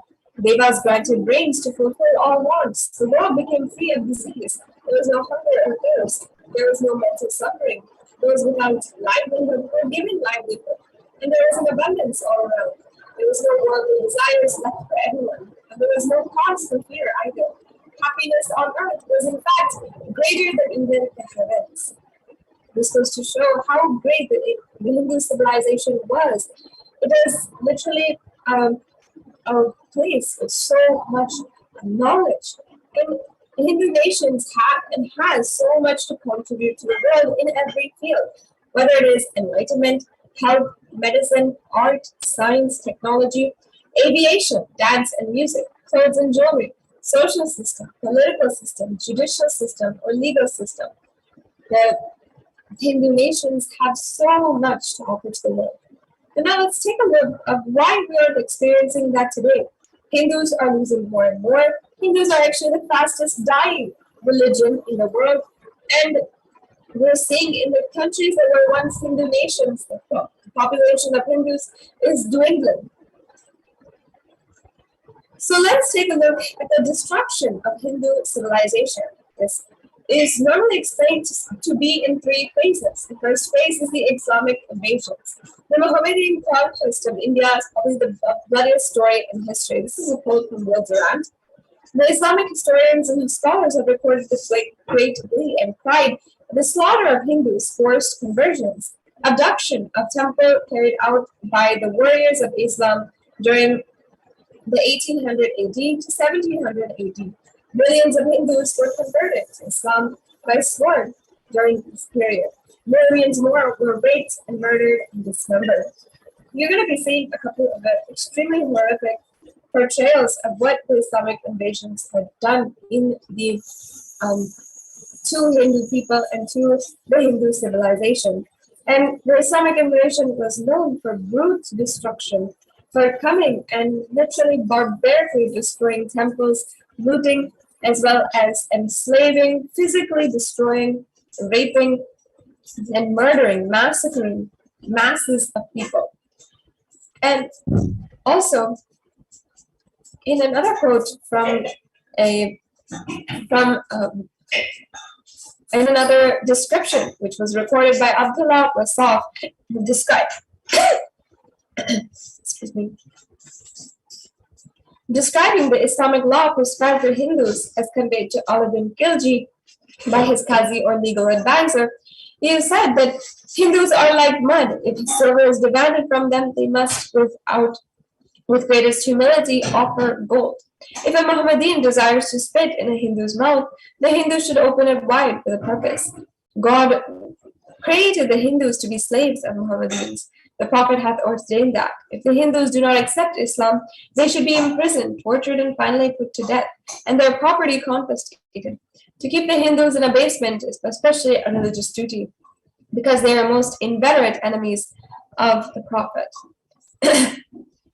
In a quote from Kanhadade Prabhanda, it says that the conquering armies burnt villages, devastated the land, plundered people's wealth, took Brahmins and children and women, all of all classes, captive, flogged with thongs of raw hide, carried a moving prison with them, and converted the prisoners into obsequious Turks. And the Islamic invasions, if you just look at a glimpse, had meant 200 million Hindus slaughtered, and 100,000 temples destroyed, and 1 million deities and sculptures destroyed. And this is just a beginning glimpse into what has really been the impact of the Islamic invasions and what is currently known. But with further research and the uncovering of what exactly the Islamic invasion has done, surely there will be so much more that can be provided as evidence to the destruction of the Islamic civilization. So this brings us to phase 2, the British occupation. And in this, the British occupation, there was the economic and psychological destruction of Hindu civilization. In another quote from Will Durant, he said that I have seen a great people starving to death before my eyes. I am convinced that this exhaustion and starvation are due not, as their beneficiaries claim, to overpopulation and superstition, but to the most sordid and criminal exploitation of one nation by another in all recorded history. You're seeing a photograph of victims of the Bengal famine. And Bengal famine was one of the engineered famines that the British had used in order to literally destroy and psychologically destroy an entire population with more than 45 million deaths due to starvation during the British rule. This was a very horrific tactic used by the British occupation of India in order to enslave the entire population. And the British Empire used all possible means to destroy Hindu civil and cultural institutions. Engineered famines is one of them. And they did this in order to delegitimize and demoralize the indigenous peoples of India so that they would be slaves in their own homeland. They did this through discriminatory laws to instill feelings of racial inferiority, annexed Hindu kingdoms to undermine the native rule. They mistranslated Hindu scriptures to instill anti-Hindu narratives. They destroyed indigenous Gurukul education system. They destroyed local industries and forced importation of British goods. And they banned Indians from owning or producing firearms. And these are just 7 of the strategies that they used. But if we go into the specifics, there's so much more that the British have done in order to entirely enslave a population such that it can never come back on its own feet. And another quote from Shashi Tharoor, who was a member of the Indian Parliament, he said that the British came to one of the richest countries of the world, and over 200 years of exploitation, looting, and destruction reduced it to a poster child of third world poverty. With over $45 trillion looted from India, with 45 million Hindus dead due to famines and poverties imposed by British policies, and 680 native kingdoms usurped by the British Raj. The British occupation was actually an enslavement of an entire Hindu civilization. And the truth of what was told, the truth of what happened to Hindus during this time is still not written about and not taught properly in schools and taught properly to the general public as well. Now this brings us to phase 3, the phase of secular India, where brown faces, British attitudes, and policies towards Hindus prevailed. And this is taken place from 1947 to the present, where even the first Prime Minister Nehru had actually said, "What a disgusting, savage people we are. Politics, progress, socialism, and communism. Science, where are they before this black religious savagery? India can never be a Hindu republic." At this time, the foremost advocates for the separation and for the freedom, so-called freedom of India, had been against making India as a Hindu nation, thinking and spreading the idea, the British narratives that they had used against us, that Hinduism was backwards in some way. And even India's first law minister, B.R. Ambedkar, had even said that if Hindu Raj does become a fact, it will no doubt be the greatest calamity for this country. No matter what Hindus say, Hinduism is a menace to liberty, equality, and fraternity. It is incompatible with democracy. Hindu Raj must be prevented at any cost. And however, it is extremely ironic, shocking that he would say that Hinduism is incompatible entirely with democracy when Hinduism is the source of democracy, but one of the oldest democracies known to humankind, and so many evidences of the equal right to vote, as well as the the debate system and the debates happening in Hinduism. All of these were evidences that democracy had existed, and democracy had existed in Hinduism, and Hinduism was a source of democracy even before it had traveled to different countries and different civilizations. The modern Indian legal system today, and the academia as well as the media, all systematically undermine, suppress, and delegitimize Hindu institutions and culture. And unfortunately, this is more so even today, and degrading Hindus, as well as diminishing their rights for so many just basic human rights in so many ways, even after the so-called freedom that we have. In many ways, even the Hindus have more rights and more freedom, as well as sovereignty in their own land, over their own kingdoms, even before this. But after this phase of the secular India, they had not been, and literally been wiped out from their sovereignty.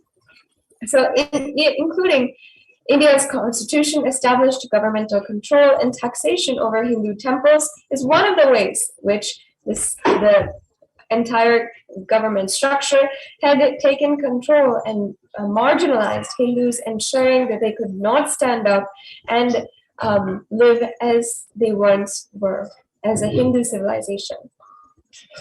And as well, media narratives used to stereotype and demoralize Hindus were also a way that they shaped the next generation's consciousness against Hindus.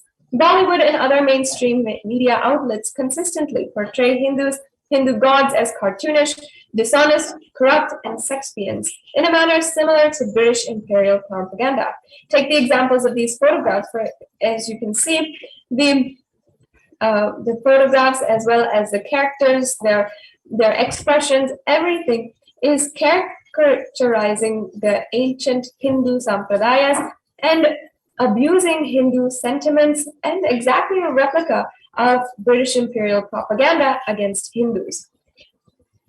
It is this time we have to see how much Hinduism is diminishing, dying in this day and age, and realize that we are responsible for the revival of a Hindu nation, where our Hindu sentiments, the Hindu truths, the cosmic truths are protected, and they are operating as the law of the land, the administration, as well as all of the laws that are guiding the whole civilization should be under the cosmic law, under the Hindu law, and in at least one place all over the world. However, today we don't even have one Hindu nation other than KAILASA, the supreme pontiff of Hinduism, is reviving the nation.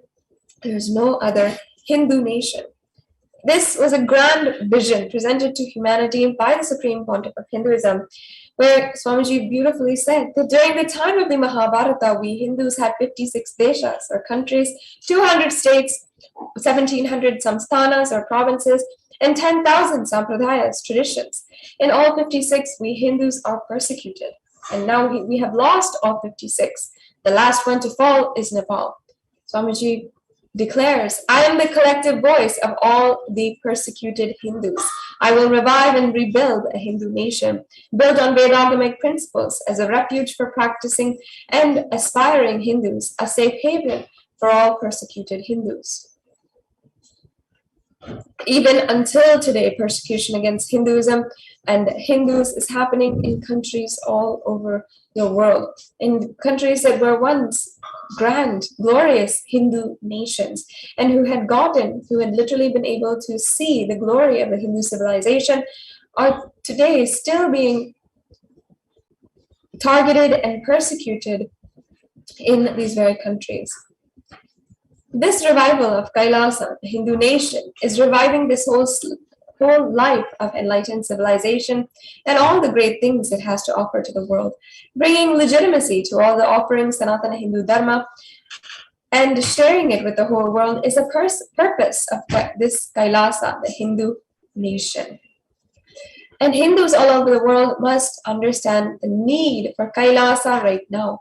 The needs that the Supreme Pontiff of Hinduism is solely empowering and solely ensuring is happening.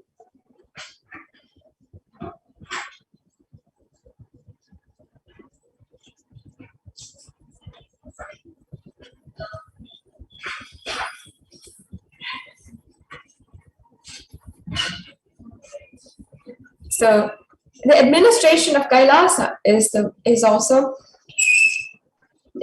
according to the cosmic constitution. KAILASA is the revival of the cosmic constitution. KAILASA is the model nation of how enlightened civilization should be living and administered. Politics, judiciary, education, economy, everything will be revived as Paramashiva revealed in the Vedagamic and Sanatana Hindu Dharma's scriptures. And that is how the administration of KAILASA is currently working and is going to work in the future. This is a vision that the Supreme Pontiff of Hinduism has given, so that Hinduism can be protected, Hindu practices, Hindu teachings can be protected, and most of all, Hindu lives can be protected.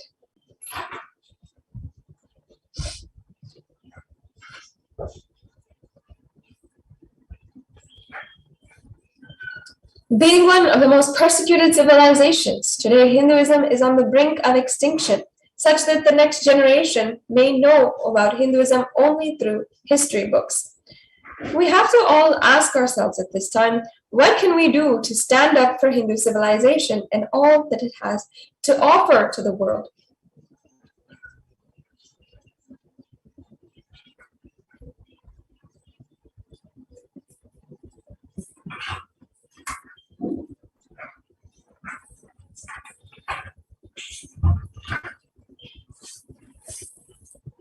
We have to see how we can do, how we can be a part. We have to stand up This is not the time to be negligent, and especially considering that it's due to our negligence that until today, still the crimes against Hindus is not solved, and it continues perpetuating. Hindu lives are endangered, women are being raped, and Hindus are being murdered all over the world.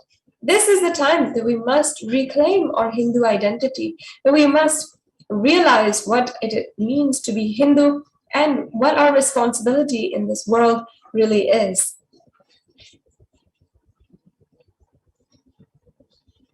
Hinduism is responsible for our successful life.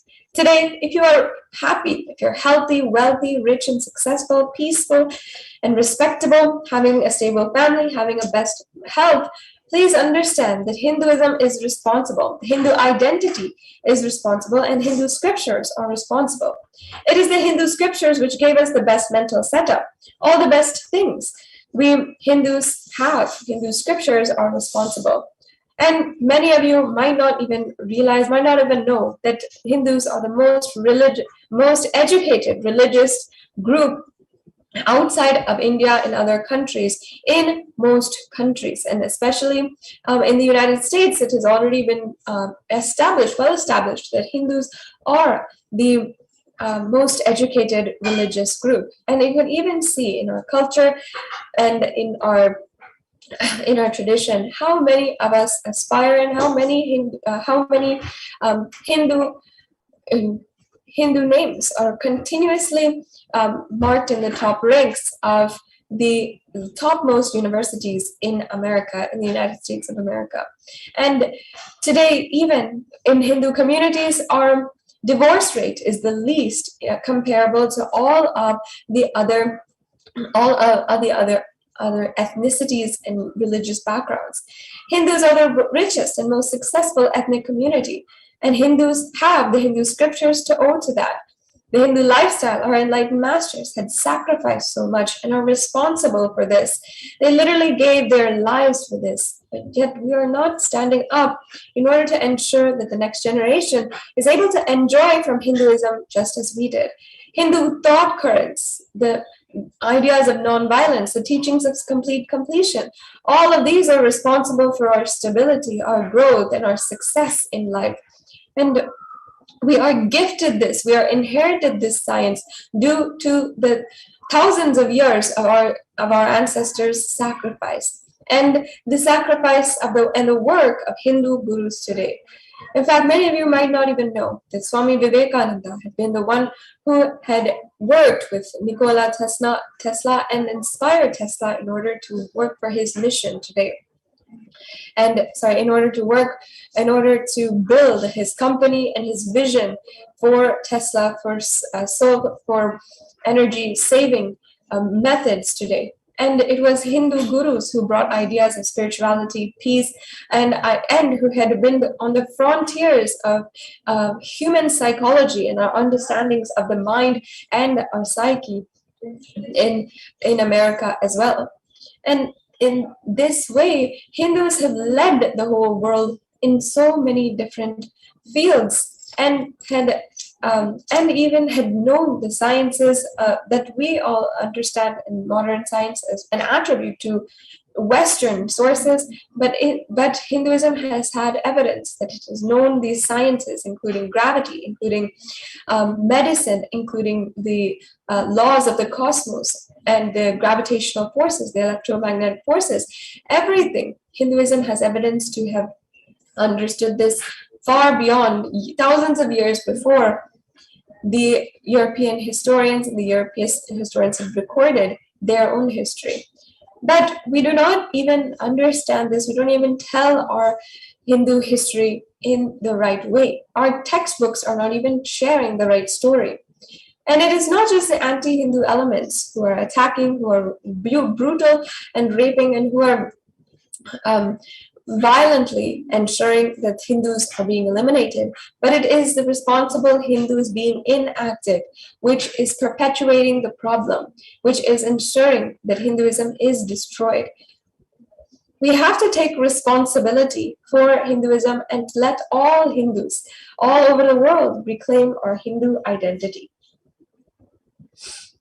our Hindu identity. We should be proud to be Hindu, to practice Hinduism, and to have ancestors like Rama, Bhagavan Sri Krishna, to be able to come from a background where our ancestors were the greatest leaders, and the entire civilization was based in enlightenment and the highest cognitions of the whole universe. That is our pride. However, today we are quickly losing our next generation, even for practicing Hinduism. It is our responsibility as Hindus across the world to ensure that the next generation does not take for granted the teachings of Hinduism and leave the teachings of Hinduism. We also have to understand that today, many of the problems that the world is facing, the solution is in Hinduism. According to the World Health Organization, globally more than 264 million people of all ages suffer from depression. According to the World Drug Report in 2019, 35 million people worldwide suffer from drug use disorders, and 800,000 people every single year commit suicide. And finally, also 70 billion land animals are killed for food every year. In each and every one of these four categories, whether it be depression, suicide, drug use, or the violence against living beings, or violence against animals, Hinduism has the solution and has stood as the foremost example of how you can address each and every one of these problems. It is the responsibility of Hindus to revive this enlightened civilization again and again, and give all the gifts of the enlightened civilization to humanity. Revival of the enlightened civilization, the KAILASA, the Hindu nation, is literally the survival need of humanity. One of the greatest problems that humanity is facing right now is climate change. And the Supreme Pontiff of Hinduism has beautifully given the solution for that and shown that Hinduism does have a solution for that. And in all of our practices in the sciences, the power manifestation, there can be solutions brought forth to the world in order to solve modern day problems. This is an invitation, a loud and clear invitation to all Hindus, born Hindus, practicing Hindus, sympathetic Hindus, or Hindus who are just curious or wanting to explore and enjoy Hinduism. Please come and become a part of this revival. This is a very powerful way that you can each become a part of the revival is through KAILASA. KAILASA is a revival of the nation led by the Supreme Pontiff of Hinduism. And Swamiji has already done 99.9% of the job to revive KAILASA. And all we have to do is declare to be a part. Just say we want to be a part and have that intention within inside of us. No matter what obstacle we might face, we'll be able to be enjoying Hinduism, and we'll be able to live a part of this nation of KAILASA. That is the greatness of this science, is that no matter what, if we just declare we have the intention, we'll be able to practice, we'll be able to live the reality that we wanted. All Swamiji has given us is just as easy as taking the first step of having that intention and declaring that you want to be a part of this revival. After that, Swamiji has literally made it so easy for us, has already revived KAILASA, and has made this nation for each and every one of us to enjoy Sanatana Hindu Dharma.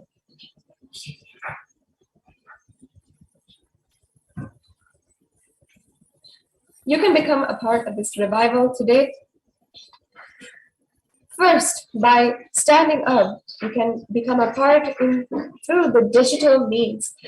You can share this link on all of the various different social media platforms, and you can become active, even if it is through social media.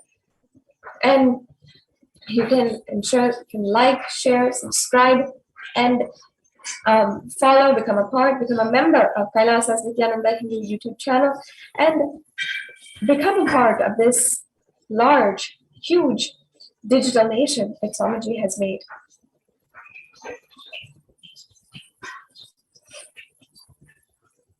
So now, next, we'll be watching a brief video of the Supreme Pontiff of Hinduism explaining to us clearly why KAILASA is needed.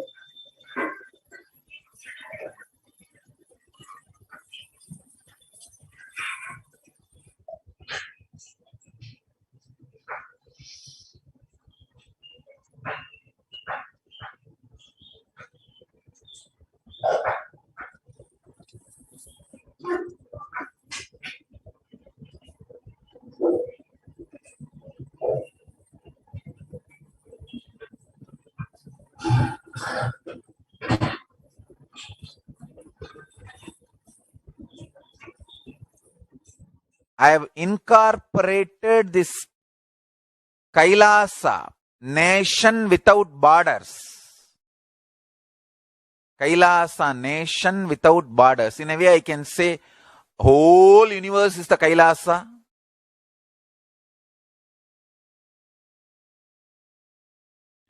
Kailasa, nation without borders. I've incorporated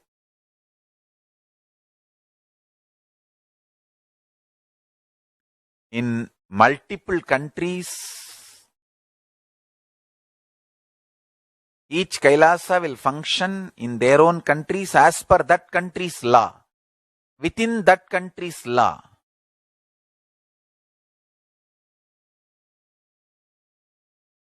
Understand? The Kailasa is revived to do contribution, uniting the nations for contribution. Hinduism, Veda Agamas have great things to contribute to the world. Like the great power manifestation science, the ancient culture and arts, the ancient lifestyle truths, the ancient medical practices and medicinal knowledge, the ancient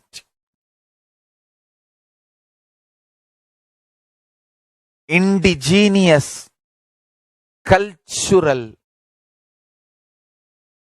heritage and jewelry, perfume, dance, music. In every level, Hinduism has so much to contribute. Veda Agamic traditions have so much to contribute. To share all this with the world, to contribute to the world.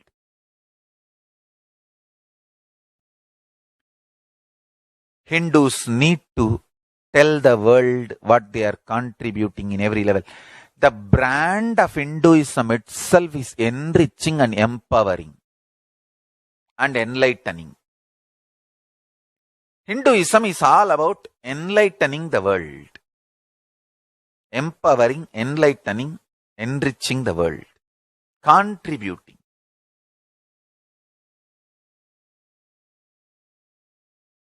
That is our spiritual life. That is our spiritual strength. That is our spiritual core principle. O humanity, I request you with folded hands, some one corner of the world, if you just give me few hundred acres, I will keep this whole science alive. Leave it for the whole humanity freely.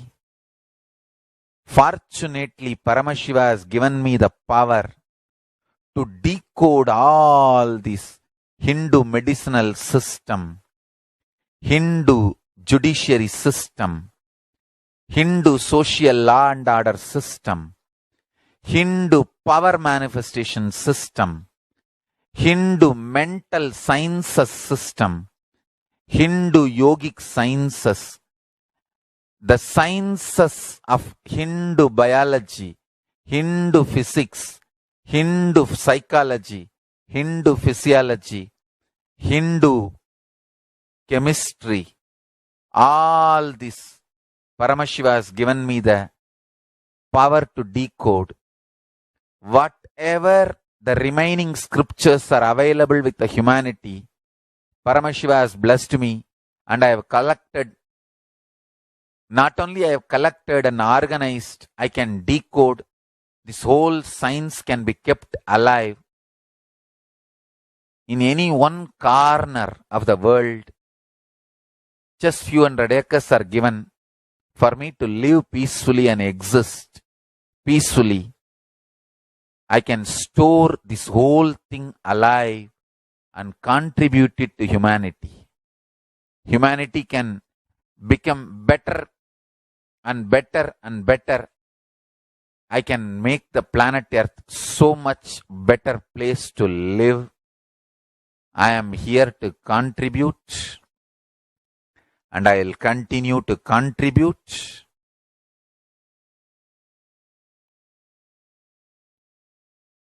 As long as I am allowed to live, I will contribute.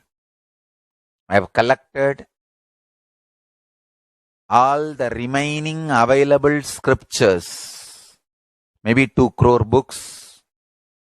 2 crore means 20 million, I think, books on Hindu physics, Hindu chemistry, Hindu biology, Hindu physiology, Hindu psychology, Hindu law and order, Hindu social system, the power manifestation sciences of Hinduism, yogic sciences of Hinduism. I have collected, and Paramashiva has given me the blessings and power to decode. I have decoded and continuing to decode them. If the humanity, somebody is kind enough to give me few hundred acres in one corner of the world and let me live peacefully, I can keep all these scriptures there and go on sharing with the world, revealing these whole sciences to the world, and go on contributing. I don't need anything other than 1 cup of curd rice every day. That's all. A cup of curd rice per day over. I can go on be giving this to the world. I can add to the world. I can make the world better place to live. That's all I have to say.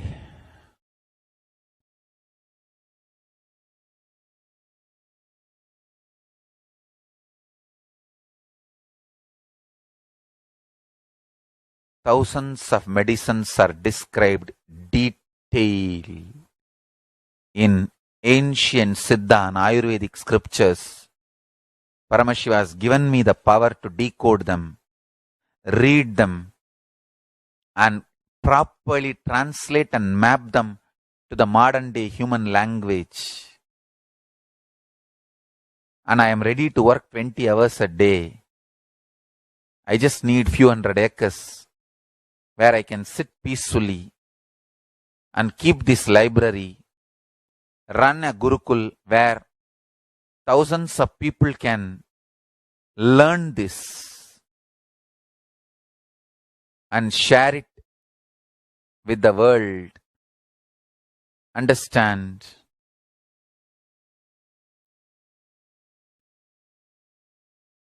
I am only interested in contributing.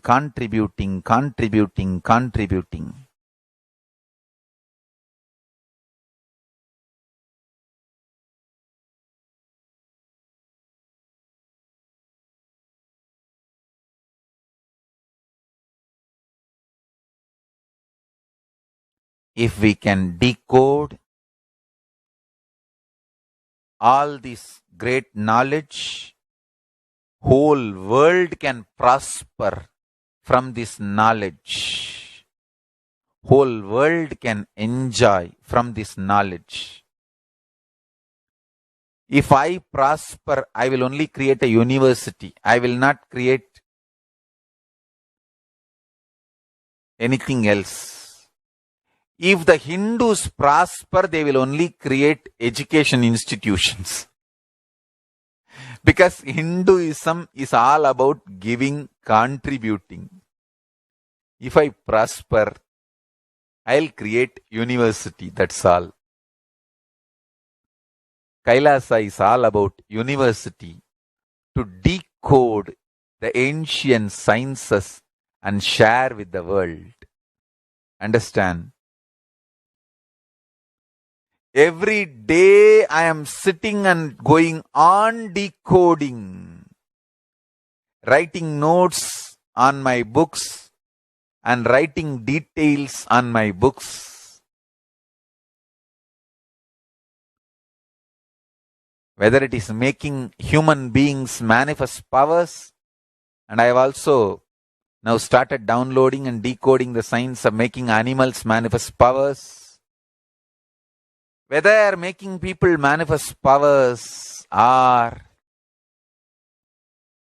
healing,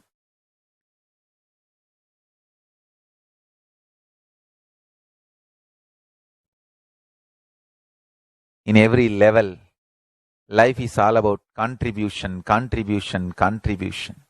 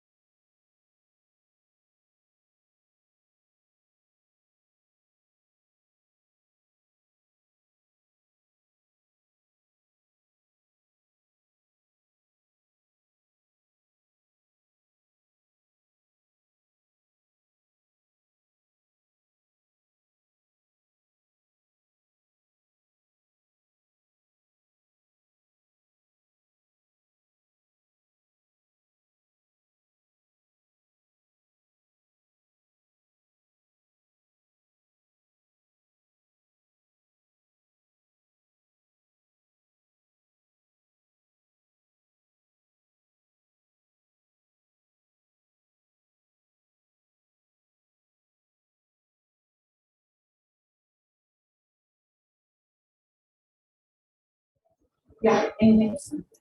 Yes, so understand that the need for Kailasa is a survival need for the whole of humanity. Swamiji has explained this to us extremely beautifully, and also we have understood the need right now for humanity itself is only in Hinduism, and the solutions of our greatest crises across the world, whatever we might be going through, Hinduism has a solution for it.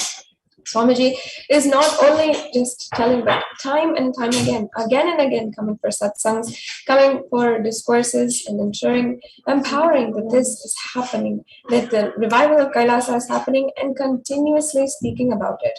Not only that, working towards it, working in a tangible, practical way, and has already demonstrated the success of Kailasa, has demonstrated that Kailasa is established. In fact, just recently, on behalf of the 2 billion Hindus all over the world, the permanent representative of Kailasa to the UN has actually spoken and addressed the UN, the special delegates, the chairpersons of the United Nations, and the 14th forum of the 14th session of the Forum on Minority Issues, hosted by the Human Rights Commission in Geneva, Switzerland. And the representative and ambassador of Kailasa had spoken and showed the world how much there was ongoing against Hinduism and against Hindus, even in the countries that were once Hindu nations and Hindu kingdoms. So now we'll be moving on into the next segment of today's program. You can also become an e-citizen of KAILASA today. Become a part of the revival that Swamiji is doing. You can go to kailasa.org and become a e-citizen of KAILASA.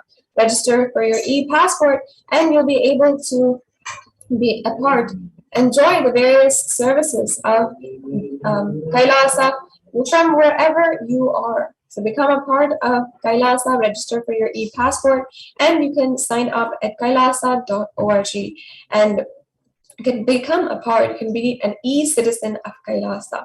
So now with this, we'll be going on to the next segment of today's program after a quick break.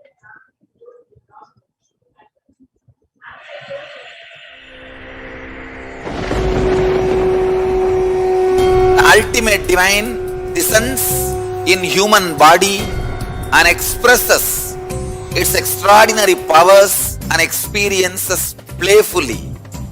Sundareshwara is the embodiment of this statement.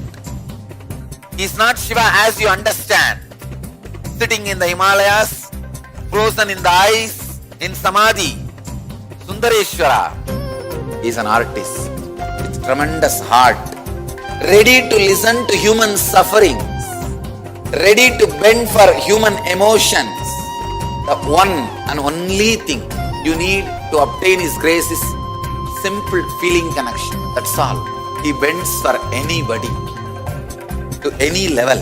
Even the word compassion is too small. He is still available. Even now, He is there. He assumes human body and relates with you, answers you, responds to you, raises you.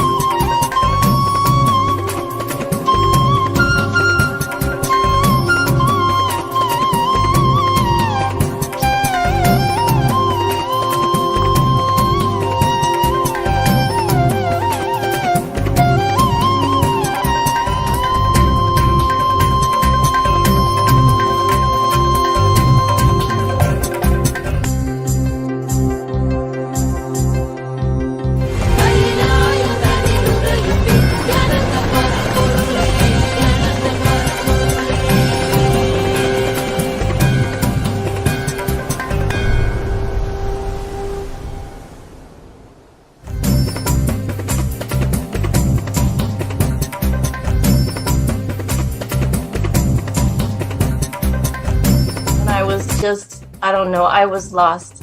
And then he was done speaking, and just tears just started pouring out of my face. I'm just like, ugh, I don't know what just happened. It was just like unbelievable, just unbelievable. I was just, I'm shaking now just remembering it. I don't know what shifts inside you. It's just, I literally felt the strong initiation happening at that time when Swamiji blessed. I don't know, it just puts you in some different world altogether, and suddenly everything seems possible. Everything seems, like that impossibilities in that 1 second, fraction of a second, that impossibility drops from you. And you just, everything seems possible, that you get into that space of possibility. And I think, that is the greatest, dropping the impossibilities is really, and something changes in you, something shifts in you. You can physically feel the change. And the energy that is generated is really, it's phenomenal.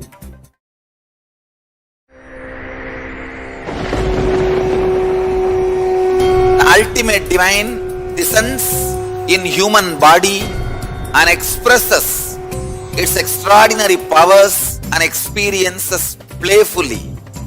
Sundareshwara is the embodiment of this statement. He is not Shiva as you understand, sitting in the Himalayas, frozen in the ice, in Samadhi. Sundareshwara is an artist with tremendous heart, ready to listen to human sufferings, ready to bend for human emotions. The one and only thing you need to obtain His grace is simple feeling connection. That's all. He bends for anybody, to any level. Even the word compassion is too small. He is still available. Even now, He is there. He assumes human body and relates with you, answers you, responds to you, raises you.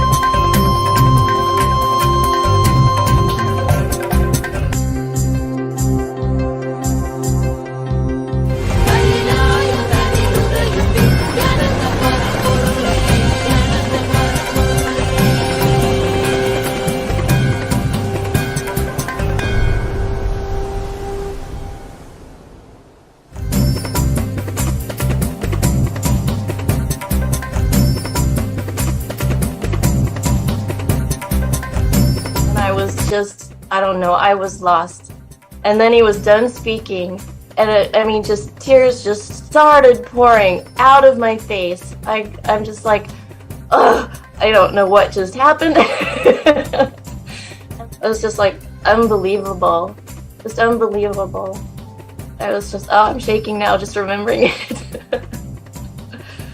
I don't know what shifts inside you. It's just, I literally felt the strong initiation happening at that time when Swamiji blessed. I don't know, it just puts you in some different world altogether, and suddenly everything seems possible.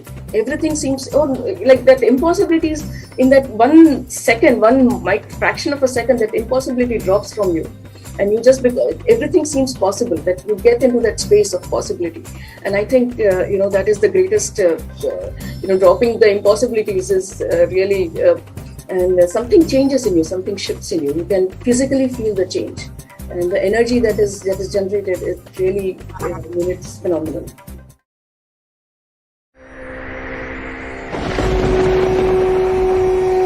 The ultimate divine descends in human body and expresses its extraordinary powers and experiences playfully. Sundareshwara is the embodiment of this statement. He is not Shiva as you understand, sitting in the Himalayas, frozen in the ice, in Samadhi. Sundareshwara is an artist with tremendous heart, ready to listen to human sufferings, ready to bend for human emotions.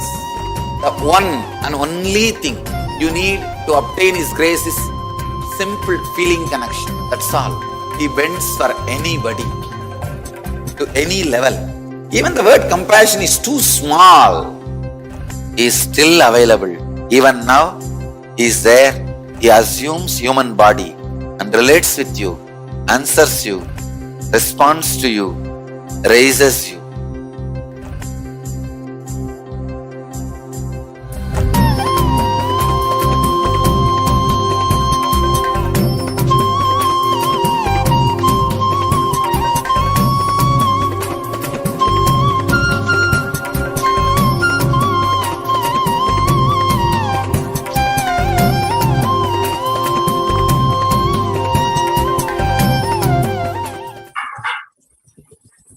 Nithyanandam, welcome back, and we're going to be entering into the next segment in today's program, understanding one of the solutions from Sanatana Hindu Dharma for one of the world's greatest crises, and also understanding Devi Parashakti's revelations on rising sea levels. Now, first, let us understand the context of this revelation and Devi Parashakti in the scene of the whole universe. In the Guru Padaka Stotram, composed by Sri Adi Shankaracharya, The very first verse describes how the Guru Paduka, the sacred feet of the Guru, is the boat that helps us cross the Ananta Samsara Samudra, the seemingly endless ocean of samsara or suffering. And this verse goes, Ananta Samsara Samudradara Naukaitabhyam Sri Guru Bhakti Dabhyam Vairagya Samrajada Pujanabhyam Namo Namaha Sri Guru Padukabhyam. This means salutations to the sandals of my Guru, which is the boat which helps me cross the endless ocean of life, which endows me with the sense of devotion to my Guru, and by worship of which I attain the dominion of renunciation. I'm sure many of you feel stuck in the same storming and raging ocean, being unable to navigate ourselves and lost in the overwhelming suffering, the vastness of suffering that surrounds us during this pralaya, the great deluge.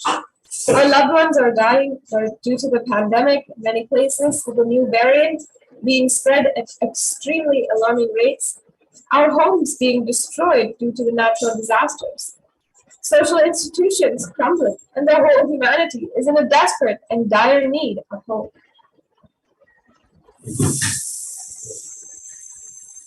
It's at this time that the Supreme Pontiff of Hinduism, the incarnation of cosmic consciousness, out of his love and compassion, having taken the spiritual responsibility for superconscious breakthrough of the whole humanity, is manifesting Devi Parashakti, the cosmic mother, and guiding and healing the whole world as literally the boat that sails us through the pralaya, the cosmic deluge. Devi Parashakti is herself manifesting through the Nijavatara and answering our prayers, granting us boons, healing us, manifesting miracles, removing all of our pain and suffering. And Devi has not just attended to us individually, but also humanity at large. She is guided in the form of revelations of profound spiritual secrets, sacred secrets of Sanatana Hindu Dharma, showing us the future regarding global issues, the COVID pandemic, natural disasters such as fires, floods, etc., and even the twisted human conspiracies and underground wars which have not yet surfaced to common knowledge as yet. In this segment, we'll be elaborating on the statistical, scientific, and scriptural references of each sacred revelation, which is manifested precisely as the same guidance emerged from Devi Parashakti, for us to imbibe deeply and start following as Devi Parashakti continues to protect us until the storm ends and we safely harbor at the shores of our consciousness. So now let us watch the revelation that Devi Parashakti has made on the rising sea levels. A very, very interesting topic which Devi Parashakti has revealed on the 19th of May, 2021.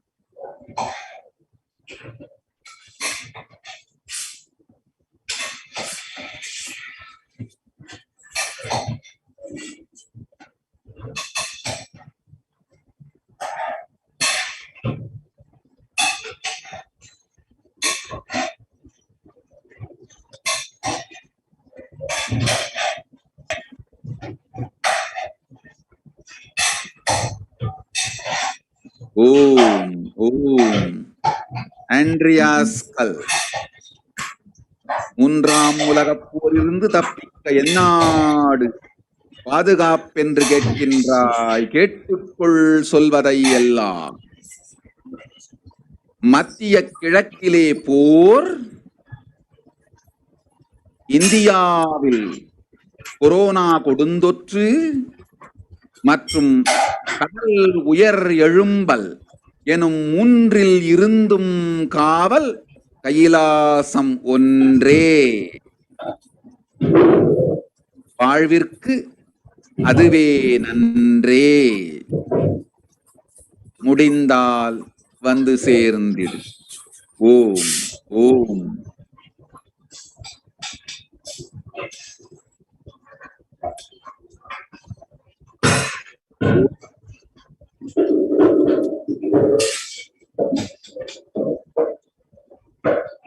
Yes. Now let us see what Devi Parashakti said in the English language.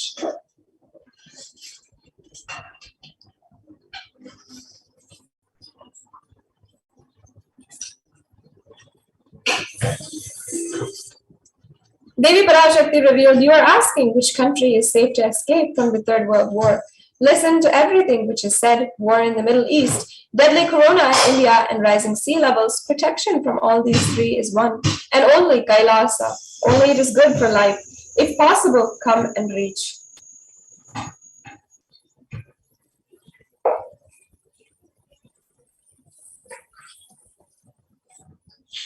On the 19th of May, 2021, while answering the prayer of one of the devotees, Devi Parashakti, manifesting through the Supreme Pontiff of Hinduism, warned about the sea levels rising and the cascading effects of the climate change crisis on humanity.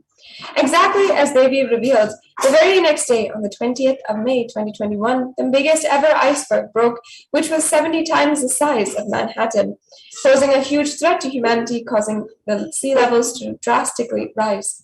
So let's now see some of the articles that have been published about the events that happened on the 20th of May and the rising sea levels as per Devi Parashakti's revelations. As you can see here, we are seeing an article from ABC News on how the world's largest iceberg just broke off an Antarctic ice shelf. And this, as you can see, is highlighted that on May 20th of 2021, the world's largest iceberg, dubbed A76, has calved from Antarctica. The animation shows the giant slab of ice breaking off from the Ron ice shelf lying in the Weddell Sea on...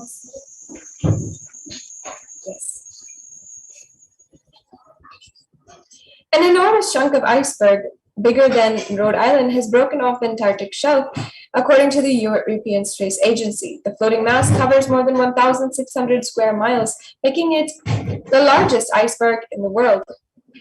You can see here the Devi Parashakti's revelations about sea levels rising and how it is actually something that that many people, especially from the scientific backgrounds, have been able to conclude. And even under the most modest scenario, scientists expect sea levels to rise to affect Earth's coastline significantly in coming centuries. We're seeing the projection up until 2300. And this graph is coming from the Earth Observatory from NASA, where they're using representative concentration pathways to calculate future projections based on near-term emissions. So overall, it's saying how much global mean sea level will rise, especially now during this time, and how it is unabated, how it is accelerating, and many people are extremely worried about this. Again, yes. And we're also seeing here an article from NASA on the global climate change, where it's saying that sea levels will rise 1 to 8 feet by 2100. And global sea level has risen about 8 inches since reliable record keeping began in 1880. It is projected to rise another 1 to 8 feet by 2100. This is a result of added water from melting land ice and the expansion of seawater as it warms. In the next several decades, storm surges and high tides could combine with sea level rise and land subsidence to further increase flooding in many regions. Sea level rise will continue past 2100 because the oceans take a very long time to respond to warmer conditions at the Earth's surface. Ocean waters will therefore continue to warm, and sea level will continue to rise for many centuries at rates equal or higher than what is going on. You can see the projections as well, and how the rates of rising is increasing. In the United States, almost 40% of the population lives in relatively high population density coastal areas, and globally 8 of the world's 10 largest cities are near a coast, according to the UN Atlas of Oceans. So this means that millions of people and their lives are extremely endangered due to the sea levels rising. Not only that, the infrastructure, perhaps billions or trillions of dollars, needs to be reconsidered in order to protect, in order to re-strategize and reevaluate how we are constructing and living ourselves due to the projected rising of sea levels. And we've also seen how there have been so many cities who have taken caution and who have already been under literally what they would call a rat of flooding and sea level rising. In fact, also nuisance flooding is 300 to 900% more frequent than it was 50 years ago. Higher background water levels means that deadly and destructive storm surges, such as those associated with Hurricane Katrina, Superstorm Sandy, and Hurricane Michael, push farther inland than they once did. Higher sea level also means more frequent high tide flooding, which is sometimes called nuisance flooding. You're seeing in the photograph here, nuisance flooding as an example, where it has gone beyond the floods, the tide has gone beyond where it's usually supposed to come, and has literally come into the designated areas for civilians to walk, making it dangerous for so many people to live there and to continue to live as well, especially considering a 300 to 900% increase, showing that we have many different dangers coming for us. Now, what is causing sea level to rise? Global warming is causing global mean sea level to rise in two ways. The first, glaciers and ice sheets worldwide are melting and adding water to the ocean. And second, the volume of the ocean is expanding as the water warms. A third, much smaller contributor to sea level rise is the decline in the amount of liquid water on land, including in aquifers, lakes, reservoirs, rivers, and soil moisture. The shift of liquid water from land to ocean is largely due to groundwater pumping. Here you're seeing an example of the Persian Glacier. The Persian Glacier in 1917 is very large and extremely very much there. However, in 2005, the entire glacier has reduced to a grassland, and there's no evidence of a glacier even existing here just 100 years before. And the pace of global sea level rise more than doubled from 1.4 millimeters per year throughout most of the 20th century to 3.6 millimeters per year from 2006 to 2015. And one of the examples that we can take of a rapidly increasing rate or pace of global sea level rising is the Greenland ice loss. From 1992 to 2001, which is a 1 century, there was only 34 billion tons of ice loss per year. Of ice loss per year. From 2012 to 2016, which is just a 5-year period, there was 247 billion tons of ice lost per year. It's extremely shocking, these facts and statistics, especially considering that this is a 10-year difference compared to a 5-year difference. And Davy in May of this year, Davy had made the revelations about sea level rising. In August, the UN published Code Red warning of worsening global warming and rising sea levels. You can see here from an article from AP on August 10th, 2021, by Seth Borenstein, how Code Red UN scientists warn of worsening global warming. And the UN has gone on to speak and warn people about the rising sea levels, that people should relocate, that people should take heed and ensure that they are not living in coastal cities. And many people across the world, in cities across the world, whether it is in Chennai in India or San Francisco in the United States, have been experiencing the effects of staying near coastlines and the increased climate change effects and worsening global warming. It's saying, from the UN article, it's saying that some harm from climate change, dwindling ice sheets, rising sea levels, and changes in the ocean as they lose oxygen, become more acidic, is irreversible for centuries to millennia. The world is locked in to 15 to 30 centimeters of sea level rise by mid-century. And this is a report by Bob Cobb at the Rutgers University, showing us that really we have to address this situation right now. We have to incorporate serious decisions into our lives, not just our lives, but serious considerations for the whole of humanity.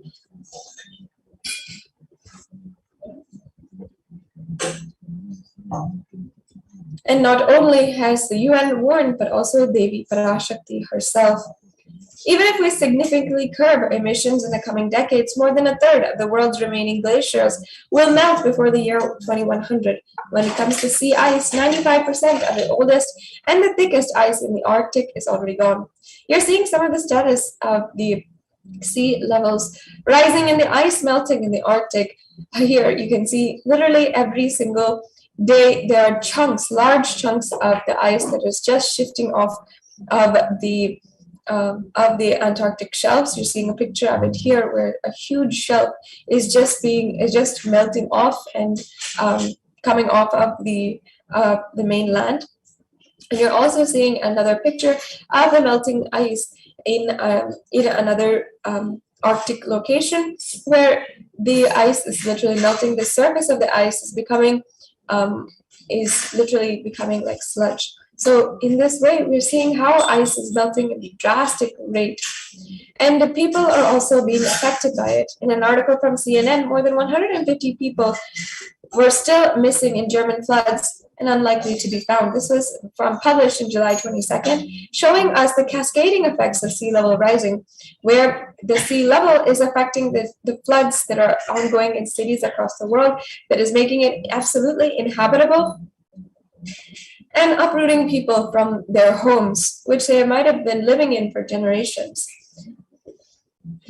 And not only that, 150 people whose lives were lost in floods, and their families who had to grieve their loss. And as the water subsides, they actually saw the scale of destruction, showing us that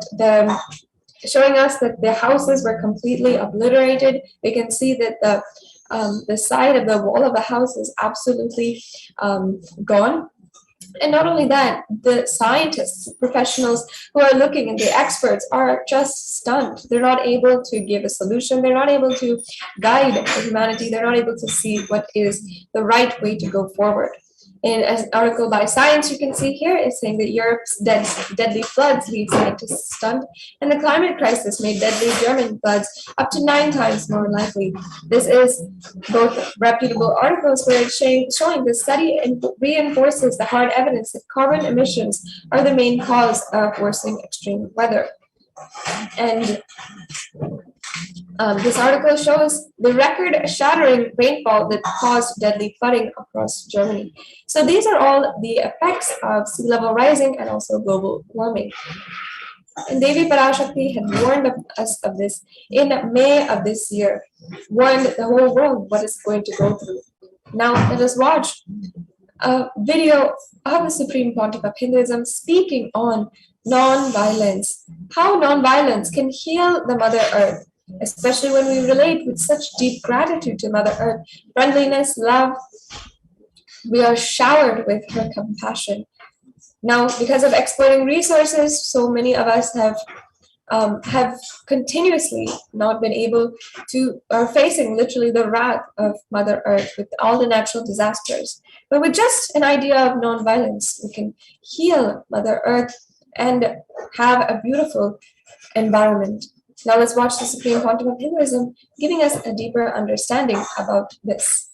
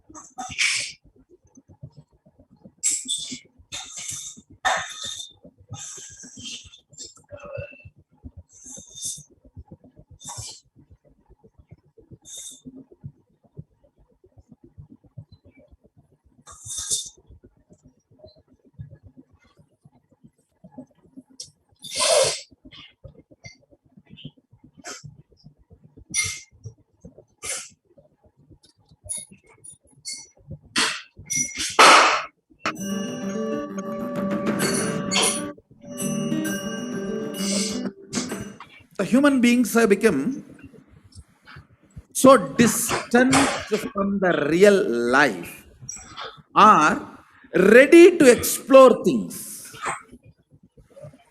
We become so far away from, at least I can tell you from my experience, village boy. When I was 5 or 6, I opened all the alarm clocks in my house and I'll set it back, put it back. I don't see all that in the modern day kids. It's all about that stupid cell phone. Involvement with the reality has drastically reduced. Our whole life is nothing but the screen. Whether your love, your relationship, even your sex, everything is limited to that screen. Am I right? Almost. No, almost. Everything has been reduced to that screen. Involvement with the reality has drastically come down. It is so unfortunate, especially the food, the plastic food dumped into your system. See, all the things which you eat, none of them have life. They are all not grown from life. My guru used to tell, please walk without chappal or covering your feet. Whatever grows in that land, eat, because Mother Earth records when you walk without shoes what all the ingredients are missing in your body.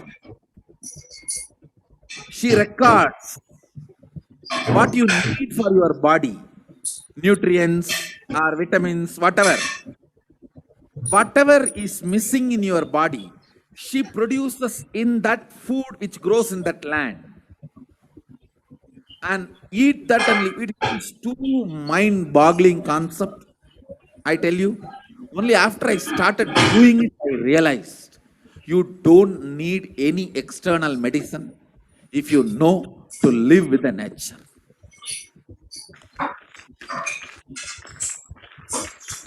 Mother Earth, Bhumata, walk on the earth without shoes. In that land, what grows will supply exactly what you need for your body.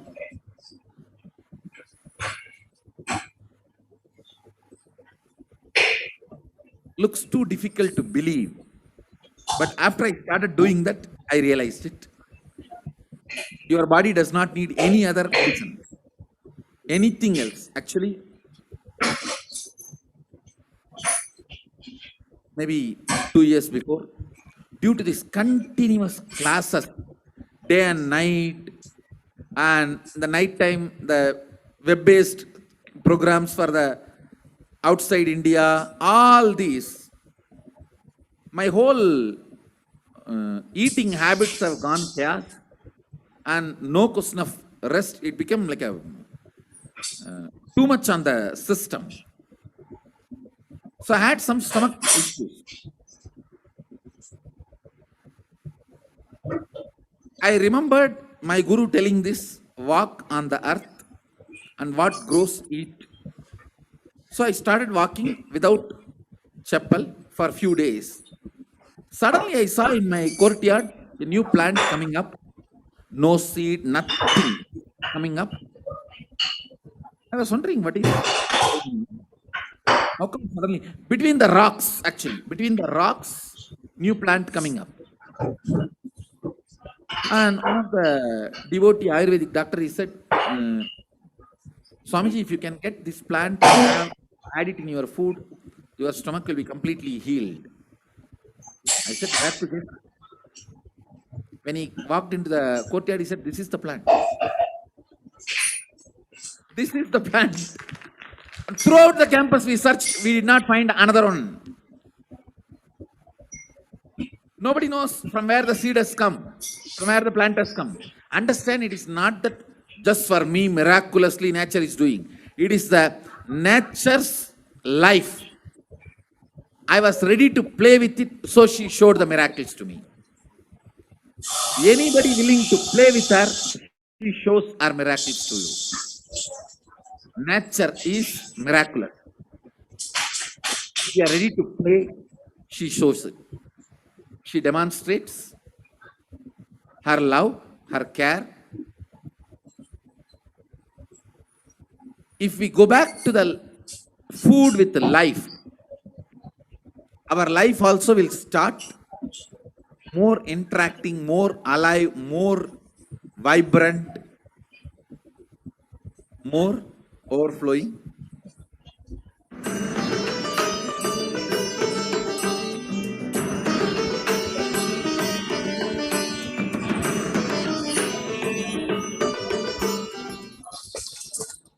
Yes.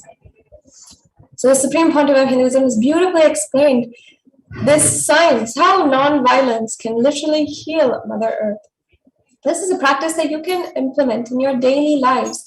You can start seeing all the plants, the ground that you walk on, the plants that you are seeing every day as you are going about your daily routine. Everything. See with so much of love and approach it with love. You'll see how much of healing energy flows. Non-violence is the backbone of Sanatana Hindu Dharma. It is one of the core principles and has so much of significance, not just for as a moral or social moral, but it has a significance in a civilization as a whole, our whole attitude, and not only that, our prosperity. The greatness of Sanatana Hindu Dharma lies in the principle of non-violence. In this video, Swamiji beautifully describes how ahimsa is the ultimate principle. Ahimsa paramo dharmaha. It is the highest of all dharmas. And Swamiji describes to us how violence is a grand narrative. Non-violence is the grand narrative of Hinduism. And how just this can change the very core of the foundation of the civilization. So we'll now watch this video.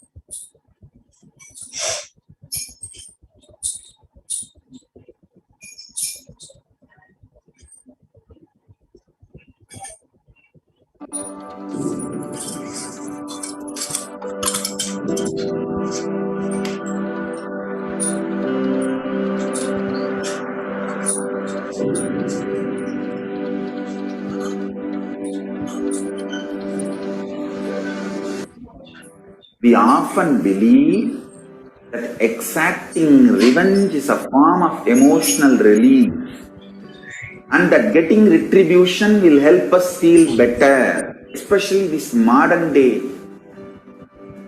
cinema, entertainment industry, cult brainwashes you. The act of revenge as a way of gaining closure after a wrong is done. No! I tell you the truth, revenge has the opposite effect. Revenge is like a korangu sorinjikra mari, ari padangadu. They say that monkey feeling itching and scratching itself is never going to settle down. Till that monkey dies, it will not settle down because it will create a wound and it will not keep quiet with that wound. That same wound it will scratch more and more. And it will be more infection. Finally, the monkey will die.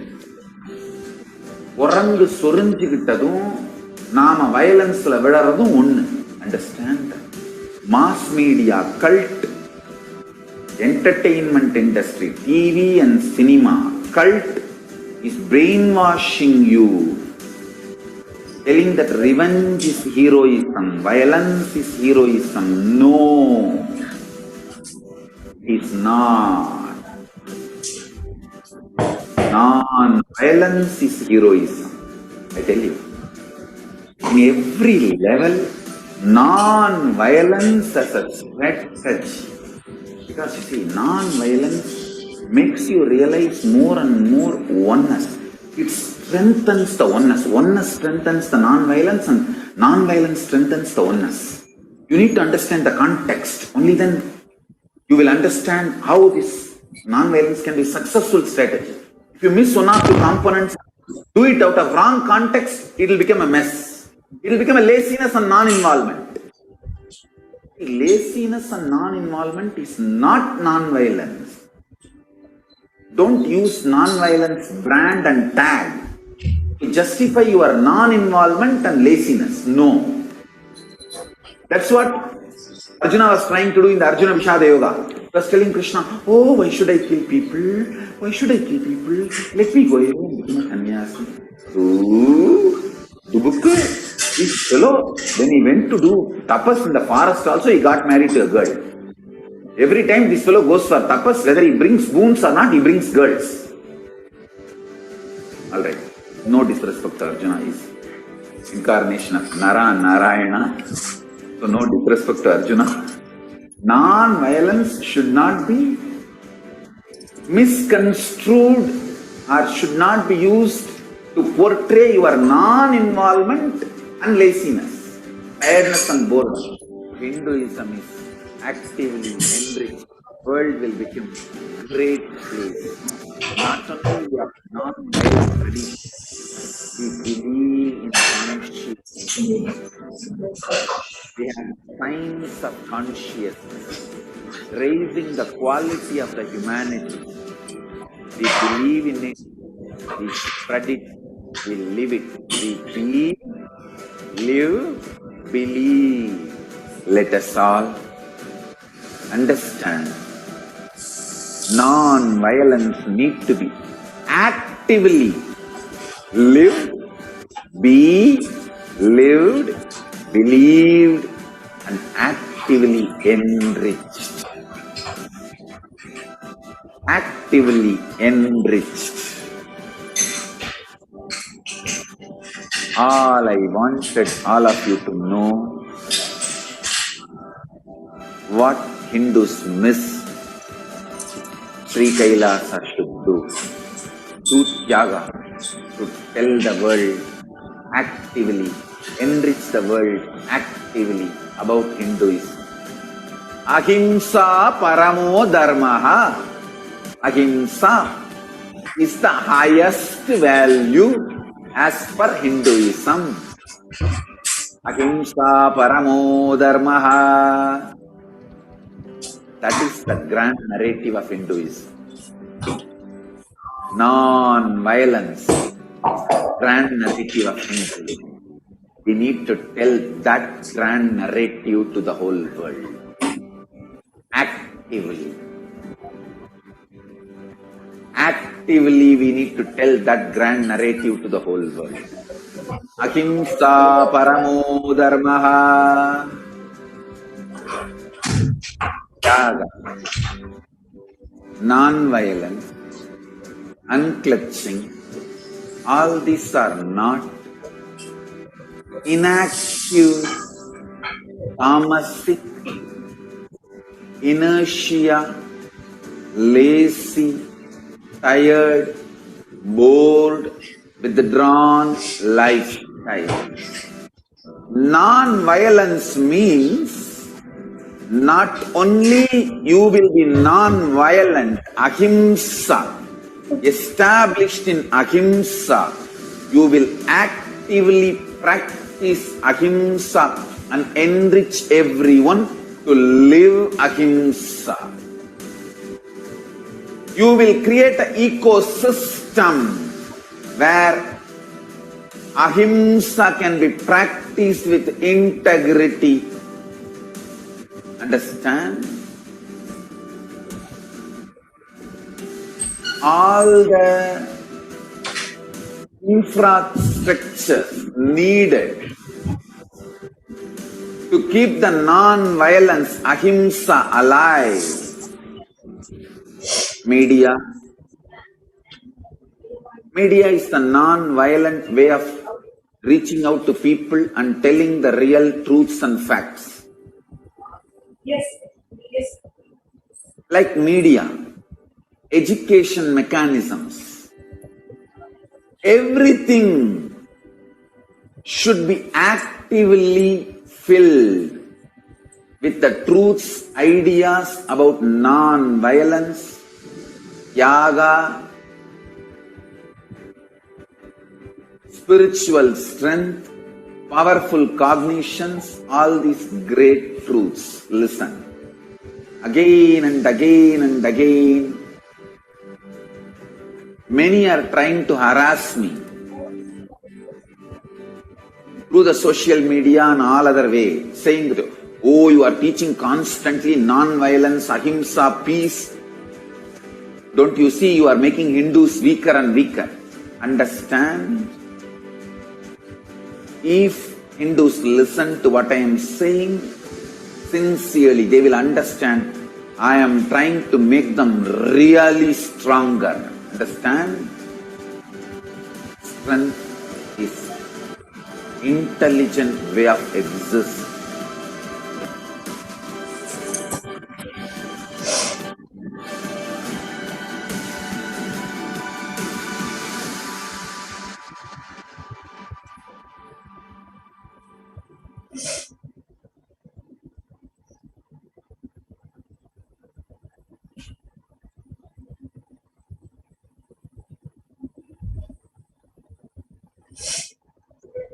Yes. Swamiji explains to us how non-violence is the grand narrative of Sanatana Hindu Dharma. And not only this, what Swamiji has said, Swamiji said in this video, but several times before, Swamiji has given us the secret how non-violence can actually be a way that you are an entire civilization can literally solve the ongoing global warming crisis.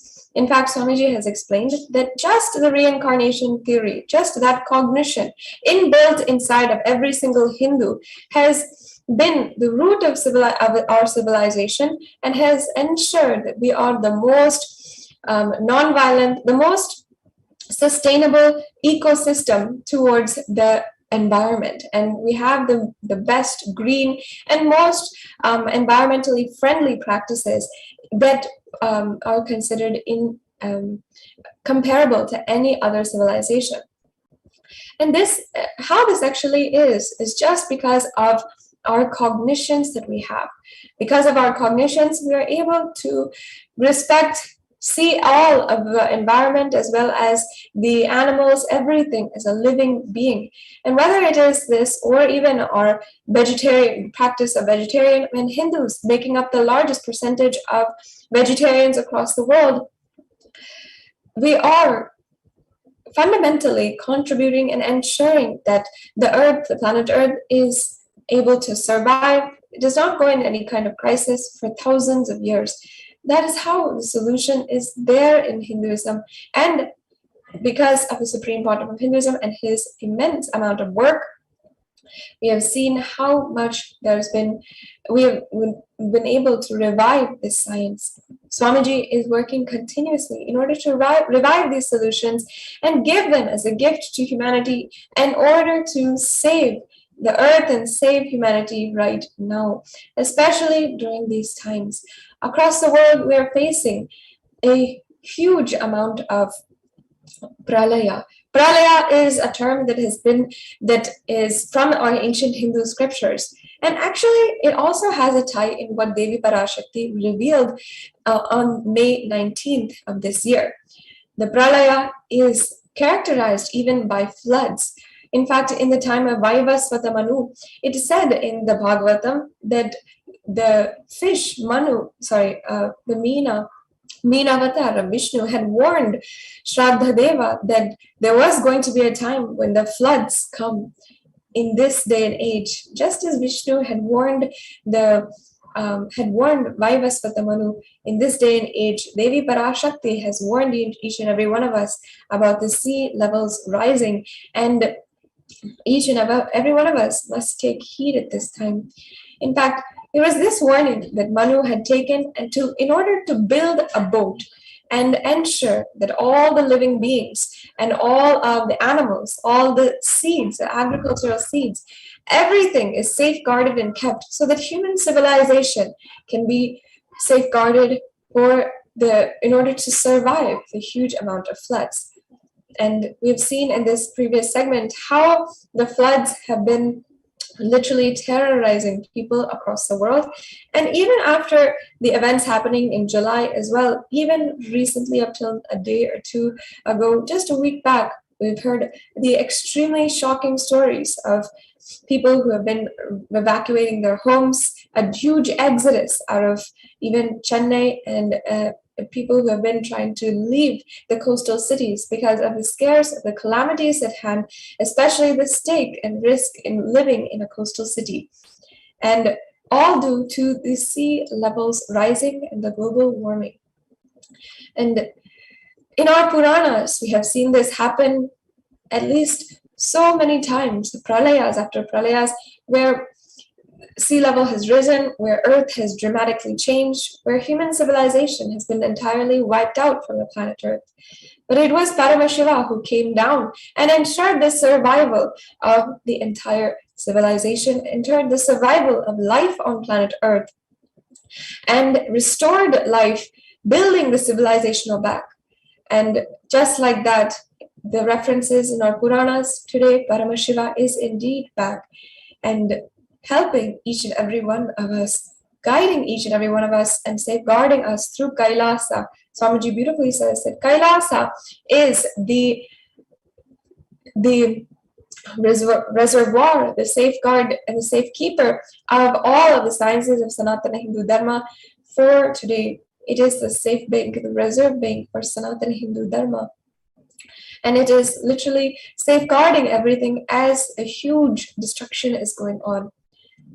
And we have seen how much Swamiji has been continuously working in order to revive Sanatana Hindu Dharma and safeguard it in so many different ways, whether it is in literally representing the persecuted Hindus, the persecuted Hindus in the international platforms in the United Nations, or whether it is publishing reports that are published in the Human Rights Commission website on the violence against Hindu women and children, as well as the violence against the media disinformation that is being spread against Hindus, and the solutions brought forward by Hinduism for COVID-19 pandemic. We've seen the work of the Supreme Pontiff of Hinduism continuously, especially over this last year, and we are celebrating the happening of the Avatar, the 45 years of the advent of the Avatar on planet Earth, this Jayanti, just upcoming on the 16th of December, just a few days, we are going to be beginning the celebrations of Jayanti. And before that is the most exciting Divya Chakshu initiation, which the Supreme Pontiff of Hinduism is himself going to be gracing each and every one of us for in actually within just one day. And then in the next 24 hours, you can be able to have the darshan of the Vishnu Parandhama Vishwarupa Darshanam and the Divya Chakshu initiation, the initiation into third eye awakening. And this is available for you to attend online for absolutely no cost. And you can attend in a center near you, in Kailasas near you, or you can attend online wherever you are without paying any kind of fee. You can have this immense, powerful initiation into the powers of third eye and to third eye awakening.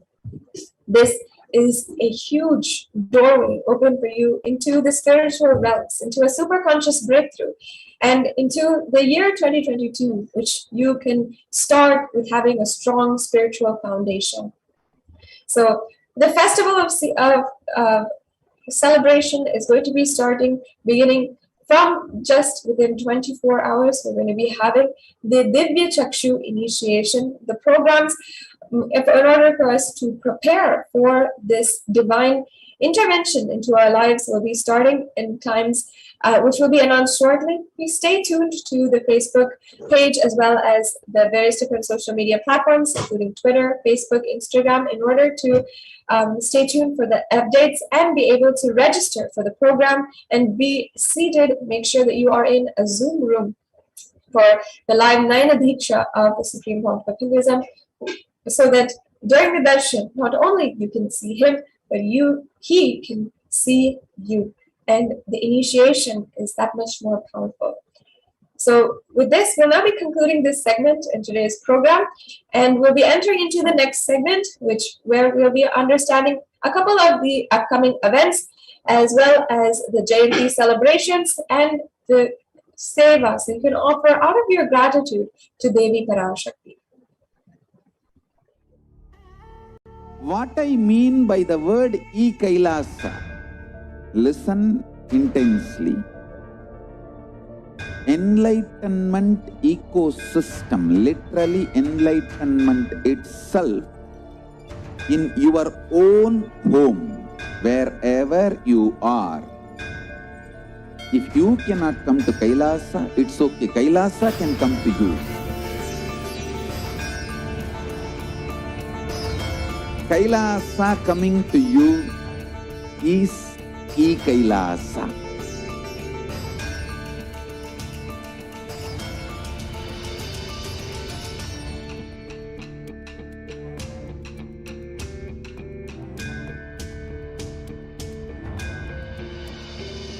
I will revive Hinduism.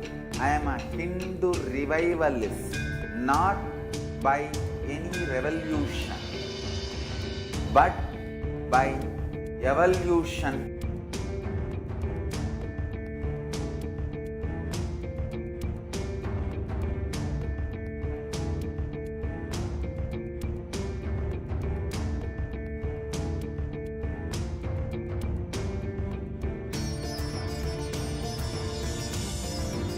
And setting model communities.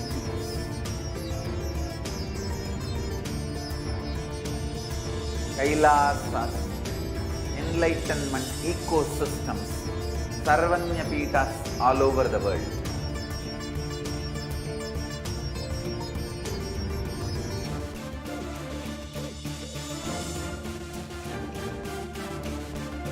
All powerful cognitions, knowledge, only when you live, power manifestation and possibilities manifestation happens. This is a fundamental truth.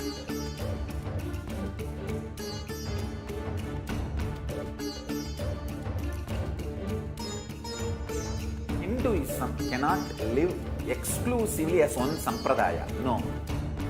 All sampradayas of Hinduism is an ecosystem.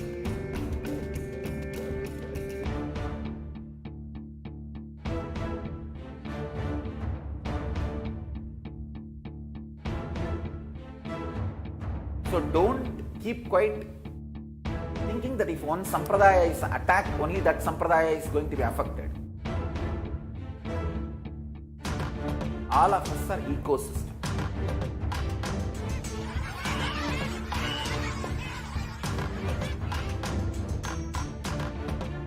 I invite all of you to get involved and enjoy Hinduism by the principle of Dharmo Rakshati Rakshitaha.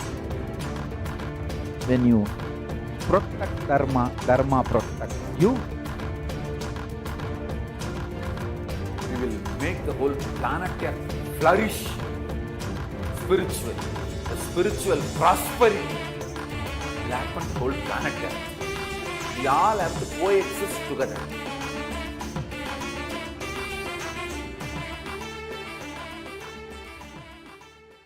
There are some great spiritual sciences unique to Hinduism.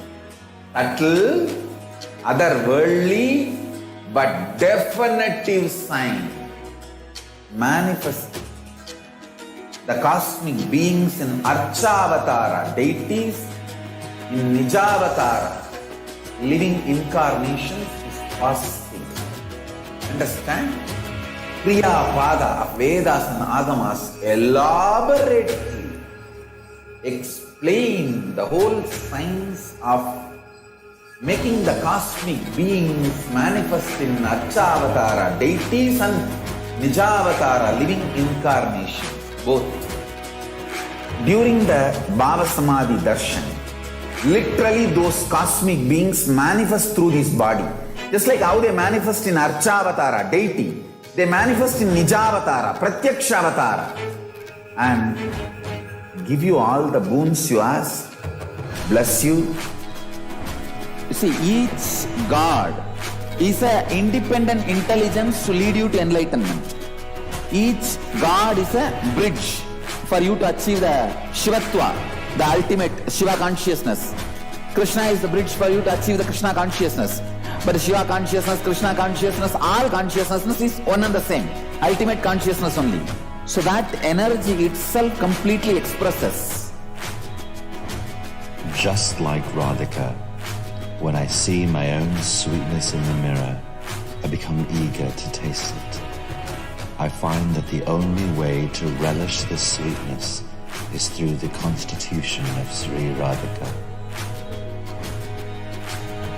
Bhava Samadhi Darshan is a window to the infinite expanse of consciousness, allowing us to glimpse the formless in a way that we can understand. It cleanses the karmas of lifetimes. It awakens our biomemory to the space of Paramashiva, the ultimate consciousness, and creates a deep and lasting transformation in us.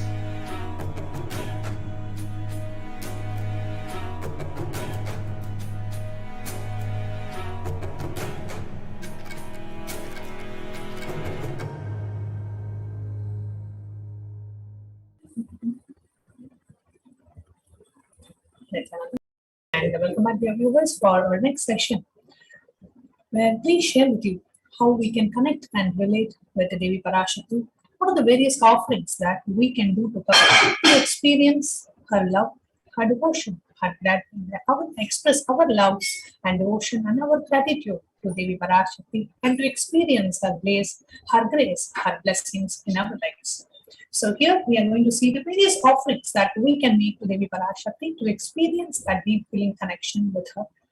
And Devi Parashakti and all the gods and goddesses in Sanatana Hindu Dharma is for us to experience them. See, many of us may think, okay, why do we have to, especially if you are from a Western culture and civilization, you may think, why do we need to connect to some stone and and go and worship? Why can't we directly connect to the divine, through meditation and the existence and all that? But understand, it is more easier said than done, because as long as we feel we have the body, we need a divine in a form for us to be able to relate to. The Sanatana Hindu Dharma has done a lot of science and research and development in this field, a lot of research in the inner world science, and we know what human beings, at what level we are, and at what level we will be able to connect. To somebody, to a normal human being, if you tell, okay, just visualize that the whole existence is permeated by the supreme consciousness, the super consciousness, and visualize yourself as connecting with that super consciousness. No, you will not be able to relate with it, and the person will lose interest, and the person will lose that feeling connection and saying, okay, anything can happen in his life. But to that same person, you show the deity of Devi Parashakti and make him connect to her as a divine mother. And these deities are not sculptors. These deities, the difference between a statue which is carved and the deity is that the deity is infused with the life energy. Now, whenever avatars happen, avatars are beings who experience themselves in every manifestation of the cosmos, whether it is here or whether it is the tree or the nature or the ocean. They feel that they are in everything. How we feel we are inside this body, they feel they are inside everything in the cosmos. So when avatars land, they are beings who have experienced themselves beyond the body. Those beings can install energy into anything. So during the process of prana pratishtha, which is done as per the scriptural injunctions in the agamas, when it is done, the avatars infuse energy into those deities, and those energies radiate for thousands of years. And the agamas also give clear rituals on how to maintain that energy. every 13 years you have to do the Kumbhabhishekam, and you have to, do certain rituals and all that, which can be done by the priests, which they can do to maintain that energy. But the infusing the energy, the installing the energy into the deity has to be done by the avatars only. So that is why if you see the Tirumala Tirupati temple is a pratyaksha form of Srinivasa, the great incarnation of Mahavishnu. When he happened, his very body became a deity. So it is not carved. The deity in Tirupati Tirumala is not carved. It is the real body, physical body, which became a deity, which became stone. And if you see Parani temple, the Murugar, the Prana Pradesha was done by Bodu. And here, if you see the Tanjavur Brihadishwara temple, the energy is installed in the temple by Karura. Every temple had an enlightened master, an avatar, who installed the energy into those deities. And then through continuous pujas and prayers and homas, the energy in the deity is maintained. So all these deities are living entities. When pray to them, they will respond to you. They will respond to you. They will answer every prayer of yours. And Swamiji had once even told, when I was doing a retreat in the year 2009, when I was, a 21-day retreat with Swamiji, at that time, one of the participants, they wanted something. I think person wanted a specific type of a drink, and it was not, provided in the Adinam, or it was not like one of the regular meals. So she really wanted the drink. And so she wrote a letter to Swamiji and gave. And Swamiji just said, you just go to Nithyanandeshwara and you pray to him, and he will give it to you. Within 3 days, you will get it. So she just went to the temple and prayed to Nithyanandeshwara. On the second day, she got exactly the same drink that she wanted, exactly the same thing she manifested. So these deities, the deities are not some concept, and it's not like you have to believe in them, and it's not like no, they are living, like how you connect with your mother, you connect with your father. All these deities are living, and they respond to our prayers, they respond to our thoughts, and they respond to each and every one of us. And when you connect with them, you experience that deep feeling connection with the deities. So now let's enter into understanding about the various offerings that we can make to Devi Parashakti. What are the various ways we can connect with her? How can we experience that deep feeling connection with Devi Parashakti? Let us take a look. And we have various offerings, and whatever offering that you feel connected to, you can offer her, like say for your birthday, right? Your mom's birthday, sometimes you give a new dress, or sometimes you give her a gold chain, sometimes you give her a gold jewelry. You give something, right? Different every time you give something different. So we have various different offerings. You can choose which one you want to give, and you can make that offering to Devi Parashakti. So what are the various offerings? The first offering that we have for Devi Parashakti is the offering of the e-hundi. Okay, so in every temple that you go, there is a hundi that is there, and you go and offer the offering. Now you make some offering, right? It is a lifestyle in the tradition that anybody who goes to the temple, you always put something in the hundi. One is an off for your devotion to the divine. Second is for the temple ecosystem, supporting that ecosystem. The temple is supporting us, is keeping us in the best physical, mental, emotional, spiritual health. So just supporting that ecosystem so that the temple ecosystem self-sustained and continues to run. So everybody in the community used to contribute their time, talent, and treasure. Like every month, people give a certain contribution, and every ritual they go and they participate, they volunteer. So the temple is run by the whole society. It's not just by the priests. The priests only do certain rituals, but the temple needs a lot more hands. So everybody in the community volunteers, and they make it happen. So the temple, contributing to the temple, like you offer to the e-hundi. So here, similarly, those of you who would like to offer your gratitude and also want to support this whole enlightenment ecosystem revived by the Supreme Pontiff of Hinduism, you can offer the e-hundi offering. So that's the first offering. There's a beautiful reference in the Lalita Sahasranama which says, Bhakti Priya, Bhakti Gamya, Bhakti Vashya Bhagyapaha, Shambhavi Sharadharadhya Sharvani Sharmadayini. Devi is fond of true devotion. She is realized through true devotion. She can be won over through true devotion. She removes all the fears. So you connect with Devi Parashakti and experience, her grace and blessings in your life. that is a Hindi offering. Here, if you see, the various names are used for Devi Parashakti. Bhakti Priya, Bhakti Gamya. Bhakti Priya means the one who loves devotion, and she moves for your true devotion, nothing else. Just through sit in your house and connect with her, she will immediately respond to you. And she is here. It also says Sharadharabhya Sharvani Sharmadayuni, means that they are the one who bestows happiness, the one who bestows what we want. Sharmadayini, the one who gives all of that. Yes, Devi Parashakti, connect to her and make the Hindi offering.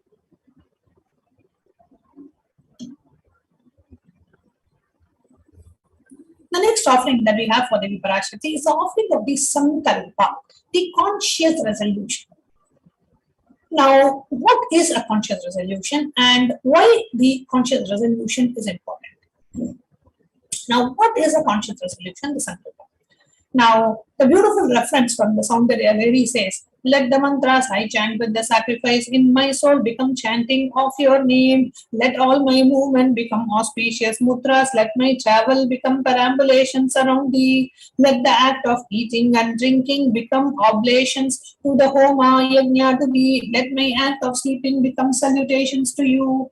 And let all the actions of the pleasure of mine become part of your worship.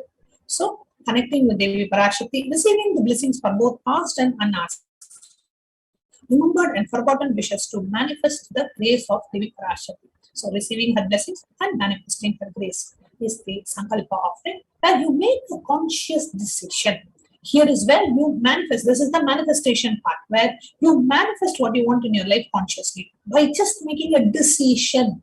Decision is first. You just say, okay, I really want a new career, a new job. This is your conscious intention.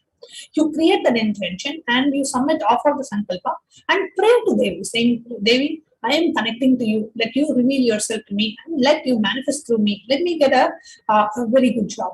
So you offer your Sankalpa, your conscious resolution. And Swamiji always says, you are your intention to be. What you intend to be is what you are. What you want to be is what you manifest in your life. So when you intend to say, okay, I want to be extremely successful in my career and I want to do really I want to achieve great heights in my career, if that is your intention, that is what will manifest as reality in your life.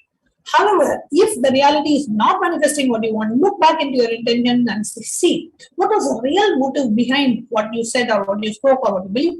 What was the real motive behind it? When you look in, sometimes the intention will be revealed to you and you realize, oh God, I only manifested even this unexpected or uncomfortable, unpleasant situation for my life. And I should have, now you have an opportunity and the power to change it. So conscious intention, whatever maybe your life has been so far, this moment what you decide manifests the next moment for you. So this moment, decide for completion, decide for Guru Bhakti, decide for ultimate surrender. And now we'll move on to the next offering after a very quick break.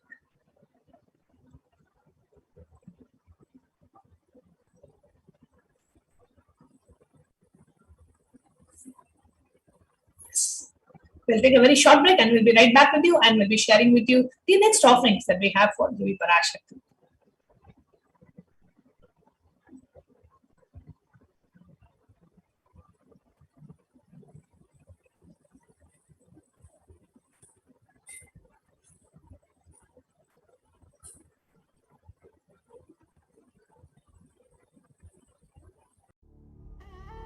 What I mean by the word KAILASA, listen intensely. Enlightenment ecosystem, literally enlightenment itself in your own home, wherever you are. If you cannot come to KAILASA, it's okay. KAILASA can come to you. KAILASA coming to you is KAILASA.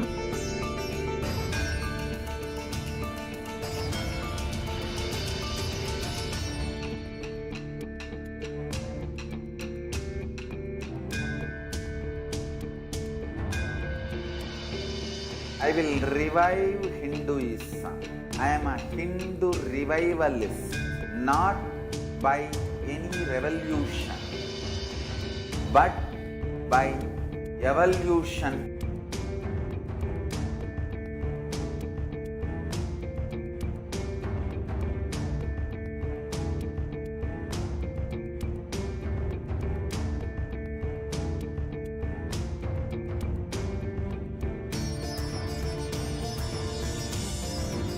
and setting model community.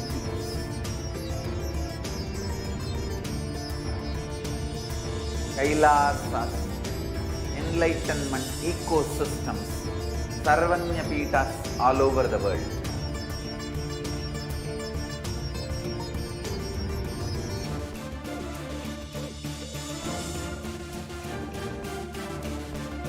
All powerful cognition, knowledge, only when you live, power manifestation and possibilities manifestation happens. This is a fundamental truth.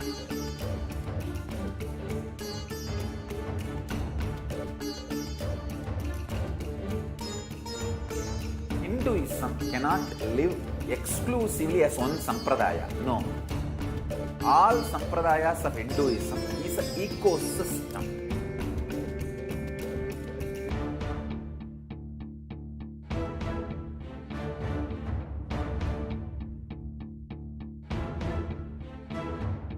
So don't keep quiet thinking that if one sampradaya is attacked, only that sampradaya is going to be affected. All of us are ecosystem.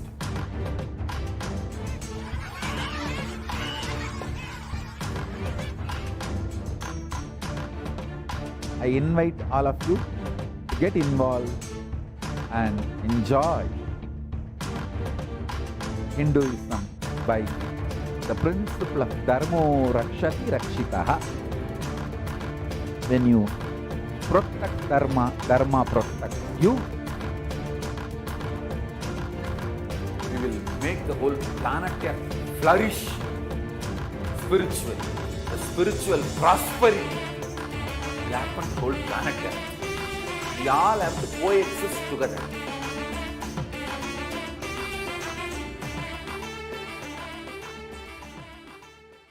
There are some great spiritual sciences unique to Hinduism. Subtle, otherworldly, but definitive sign. Manifesting the cosmic beings in Archavatara, deities in Nijavatara, living incarnations is possible. Understand? Kriya Pada of Vedas and Agamas elaborately explain the whole science of making the cosmic beings manifest in Archavatara, deities and Nijavatara, living incarnations, both. During the Bhava Samadhi Darshan, literally those cosmic beings manifest through this body. Just like how they manifest in Archavatara, deity, they manifest in Nijavatara, Pratyakshavatara, and give you all the boons you ask, bless you. You see, each God is an independent intelligence to lead you to enlightenment. Each God is a bridge for you to achieve the Shivatva, the ultimate Shiva consciousness. Krishna is the bridge for you to achieve the Krishna consciousness. But Shiva consciousness, Krishna consciousness, all consciousness is one and the same. Ultimate consciousness only. So that energy itself completely expresses. Just like Radhika, when I see my own sweetness in the mirror, I become eager to taste it. I find that the only way to relish the sweetness is through the constitution of Sri Radhika. Bhava Samadhi Darshan is a window to the infinite expanse of consciousness, allowing us to glimpse the formless in a way that we can understand. It cleanses the karmas of lifetimes. It awakens our biomemory to the space of Paramashiva, the ultimate consciousness, and creates a deep and lasting transformation in us.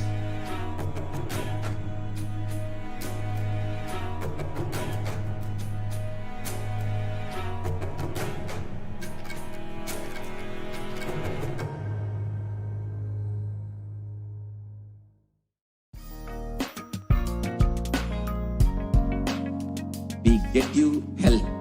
We get you ability to build beautiful relationships in your life. We get you direct spiritual support. and we make sure you become wealthy.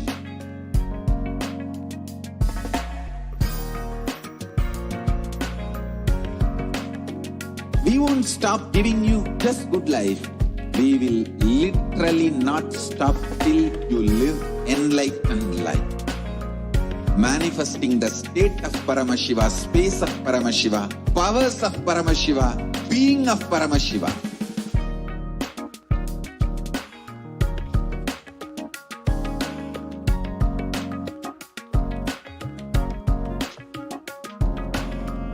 Whole world should become KAILAShian. Nithyanandam, and welcome back to your viewers. So the next offering that we have for Devi Parashakti is the offering of Sahasra Nama Swarna Kasu, which is the inscription of one of the 1008 names of Devi Parashakti in a gold coin, and you get to offer that gold coin to Devi Parashakti. And it comes in 3 different sizes for $75, $151, and $251. And the blessings, you offer the Sahasra Nama Swarna Kasu to receive Devi Parashakti's blessings to manifest and awaken the multiple divine feminine consciousness and attributes.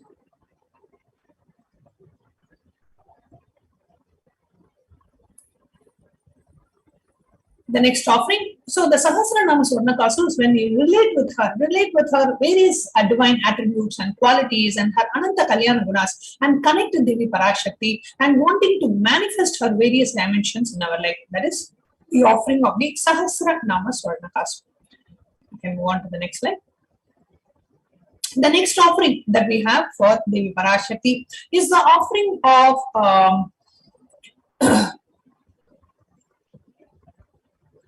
we have the next offering that we have is the offering of the Mukta Anguti, the finger ring with a pearl. The Devi Suktam so beautifully says, let the goddess who brings good fortune, who is praised by the gods, who is served by the Devendra, who is praised by the Devas, troubled by the Asuras, who is praised and remembered as devotion to her soul, who is the source of all good in the world. Let that goddess destroy all obstacles. Blessings for protection from all the dangers and fears. So you offer a finger ring. So we have various offerings, as I had shared before. Whether you want to offer a gold coin, you want to offer a finger ring, you want to offer a hairline jewelry, you want to offer a toe ring. All these are various ways that we connect with Devi Parashakti. So you can offer the Mukta Anguti, the finger ring with a pearl, for her to bless you, to protect you from all dangers and fears. The next offering that we have for Devi Parashakti is the offering of the Swarna Padma Pushpa, the golden lotus. Siddhi Buddhi Prade Devi Bhukti Mukti Pradayini Mantra Mukte Sada Devi Mahalakshmi Namostute. Devi who bestows accomplishments and intellect, who showers worldly prosperity. Devi who powers the subtle mantra of the cosmos. I bow to you, O Devi Mahalakshmi. You receive the blessings of Devi Parashakti for attracting positive relationships in personal and business dimensions of your life. So you attract the positive relationships, and the lotus is considered a very divine flower. So you offer the golden lotus to Devi Parashakti to receive her blessings and to manifest, attract and manifest positive relationships in your life. The next offering that we have, see, we have various offerings. Each of these offerings have some, unique dimension that we can manifest, whether it is for leadership qualities, positive relationships, manifesting the various dimensions of Devi, protection from dangers and fears. So whichever cause that you relate with, you can make that specific offering to Devi Parashakti. The next offering that we have is the offering of the Swarna Meti, which is the golden touring offering. Now, if you see Devi Parashakti, right, you will just look at her feet, her divine feet, and just, touching and just offering our gratitude to Devi. Thank you for happening in my lives, and offering the Meti, Swarna Meti, which is the golden touring to Devi Parashakti, and really helps us in manifesting the leadership qualities. So if you would like to manifest leadership qualities in your life and awaken, just like how Devi Meenakshi was she's considered one of the best administrators and the best queen. Of course, Devi Parashakti herself came down as Devi Meenakshi to set a sample of how a nation should be ruled and how, the whole administration, the Hindu administration and the Hindu governance. So connecting with Devi Parashakti and receiving her blessings to receive, to manifest leadership qualities in your life, you can offer the Swarnamati. The Swarnamati is $750 US.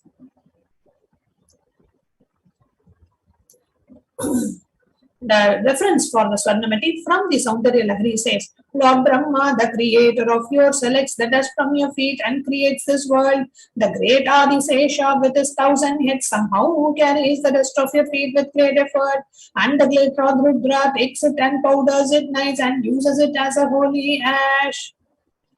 Receive the blessings of Devi Parashakti to manifest a life of leadership qualities and the devotion and the divine lotus feet of Devi Parashakti.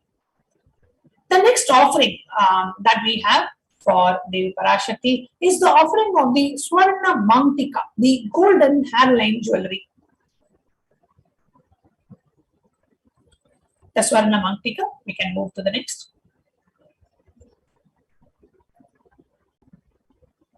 Now, Swarna Mantika you offer for you to connect with Devi Parashakti and to manifest an enlightened lifestyle, to receive blessings for an enlightened lifestyle. There is a beautiful reference from the Lalita Sahasranama says, Sudha Sara Bhivarshini, she who makes the nectar flow from the Sahasrara, the crown center, to the Agnya, the third eye, and permeates through the 72,000 nadis, the energy centers, to give us the ultimate experience of the cosmos.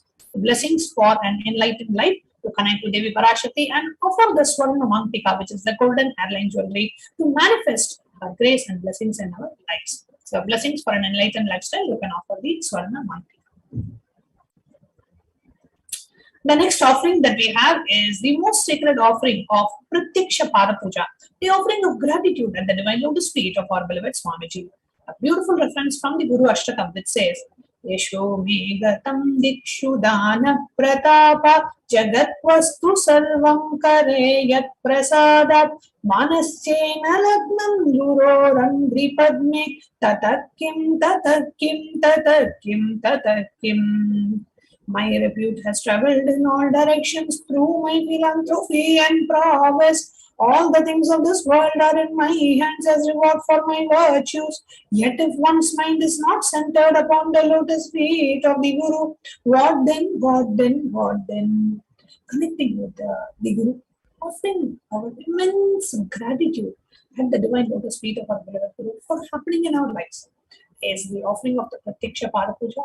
The next Pratyaksha Parapuja offering is happening on the most auspicious day of the Avatara Jayanti, the day when the Supreme Pontiff landed on the planet Earth, assuming the form of Bhagavan Sri Nithyananda Paramashivam, and the super consciousness and Paramashiva landed on the planet Earth as Bhagavan Nithyananda Paramashivam in the holy city of Tiruvannamalai. 44 years back on this very day, on the 28th of December, it's happening as per the Vedic calendar. The month of Margari and the Nakshatra Chitra falls this year on the 28th of December, so which we are celebrating as the Avatara Jayanti, the day when the Avatar landed on the planet Earth to take us all into the experience of superconscious breakthrough, to raise humanity to the next level of consciousness, to make humanity manifest these extraordinary powers so easily. And that is what the Avatar is mission, and reviving the Sanatana Hindu Dharma, reviving the Enlightenment ecosystems and replicating it all over the world, so that at no point there is any danger to any of the legitimacies of Sanatana Hindu Dharma, whether it is political legitimacy, social legitimacy, educational legitimacy, cultural legitimacy, everything is safeguarded just because of the revival of Enlightenment ecosystem by the Supreme Pontiff. So just offering our gratitude for being there in our lives, offering their gratitude to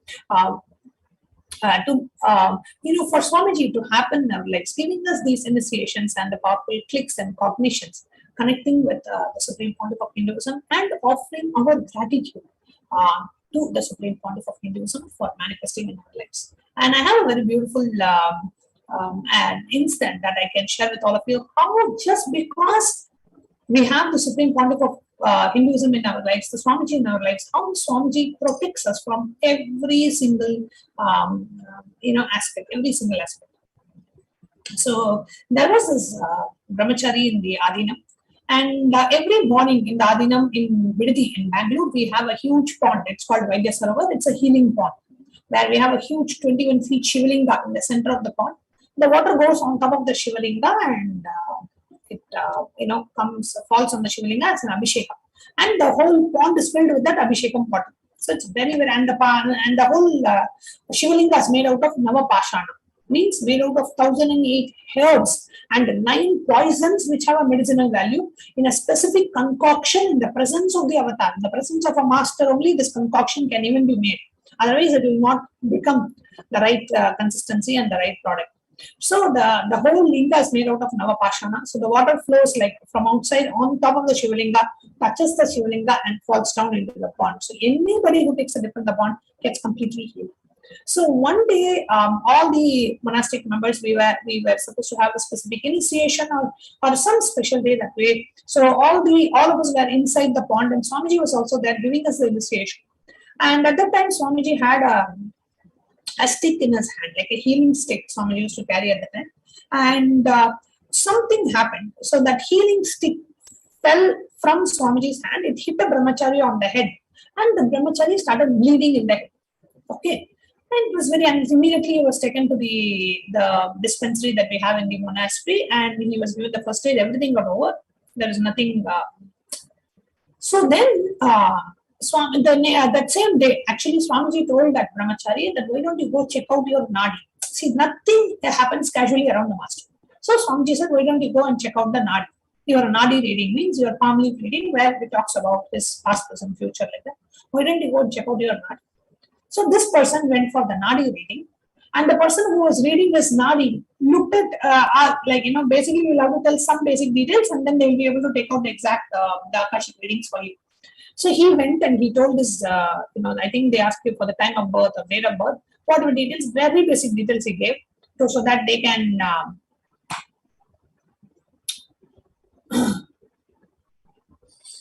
so that they themselves will reveal the rest. You don't have to tell everything about it. So they started revealing, and the minute, see, in the Akashic records, like it's not like everybody will have that, that they may have that palm leaf. It may only match.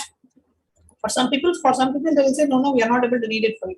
So for this person, when they saw the palm leaf and they were going to do their palm leaf reading, they looked at him. Again, they looked at the palm leaf. Again, they looked at him. Again, they looked at the palm leaf.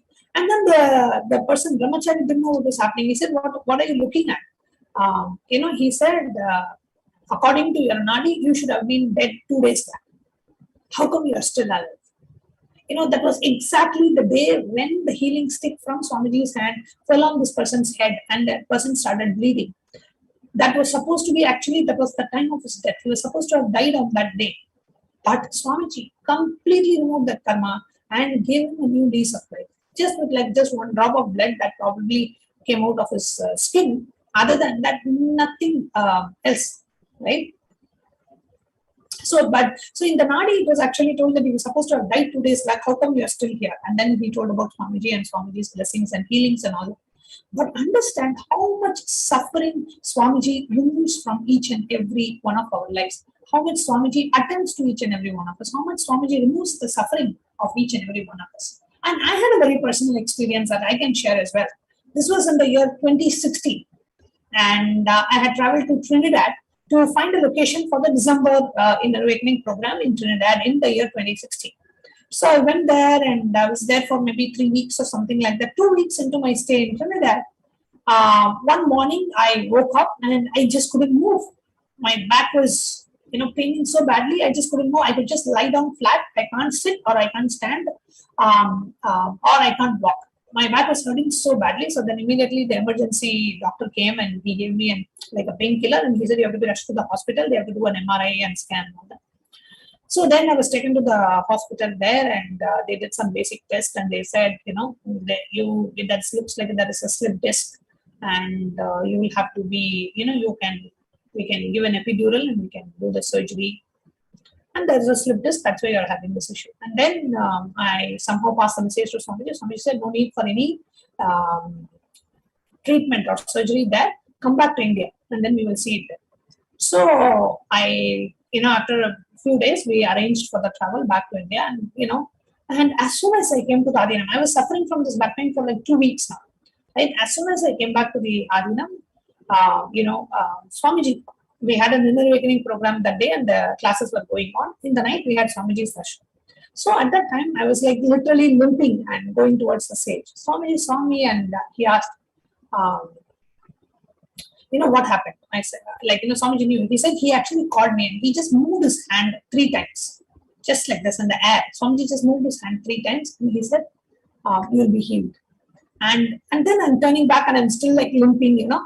And then I was like, hey, what? Wait, there's something different. What is that? I never had pain after that.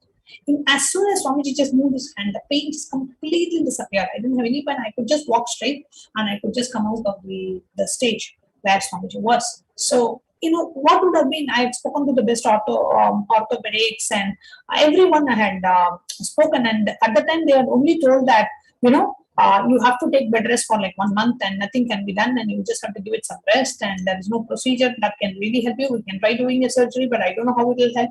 All this they had said, but Swamiji just completely healed it in just one hand, you know, gesture with Swamiji just completely healed the back pain that I was having.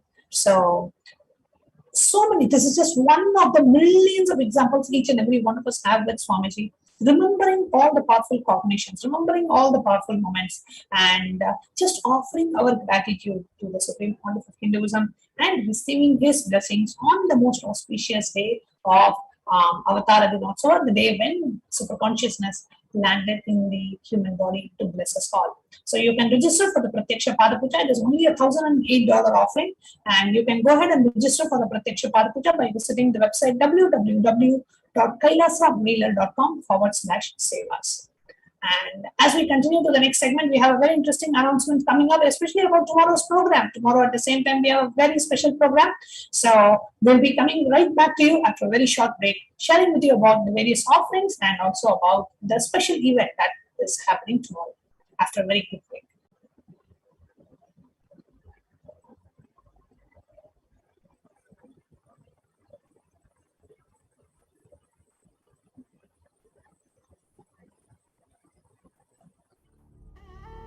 What I mean by the word KAILASA, listen intensely. Enlightenment ecosystem, literally enlightenment itself, in your own home, wherever you are. If you cannot come to KAILASA, it's okay. KAILASA can come to you. KAILASA coming to you is KAILASA.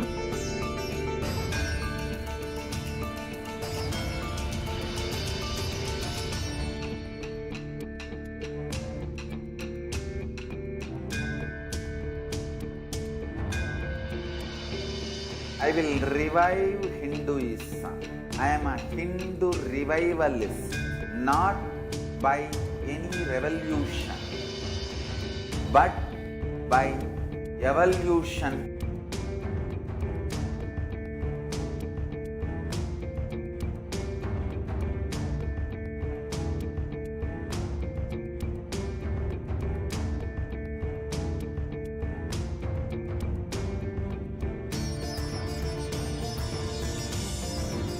And setting model communities.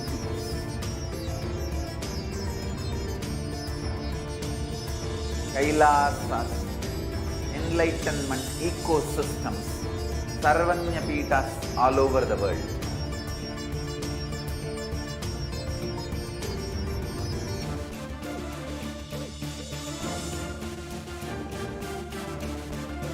All powerful cognition, knowledge, only when you live, power manifestation and possibilities manifestation happens. It's a fundamental truth.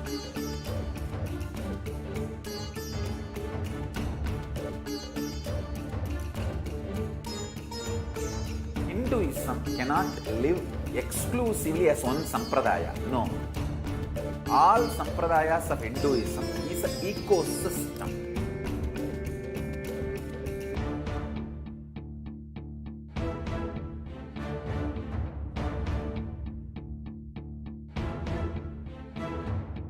So don't keep quiet thinking that if one sampradaya is attacked, only that sampradaya is going to be affected. All of us are ecosystem.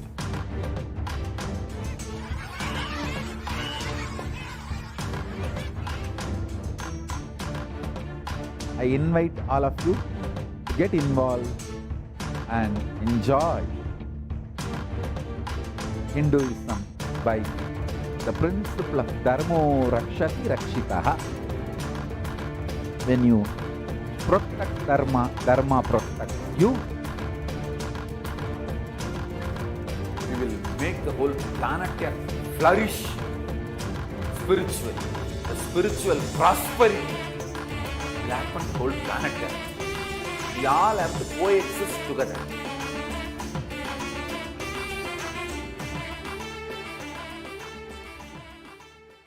There are some great spiritual sciences unique to Hinduism.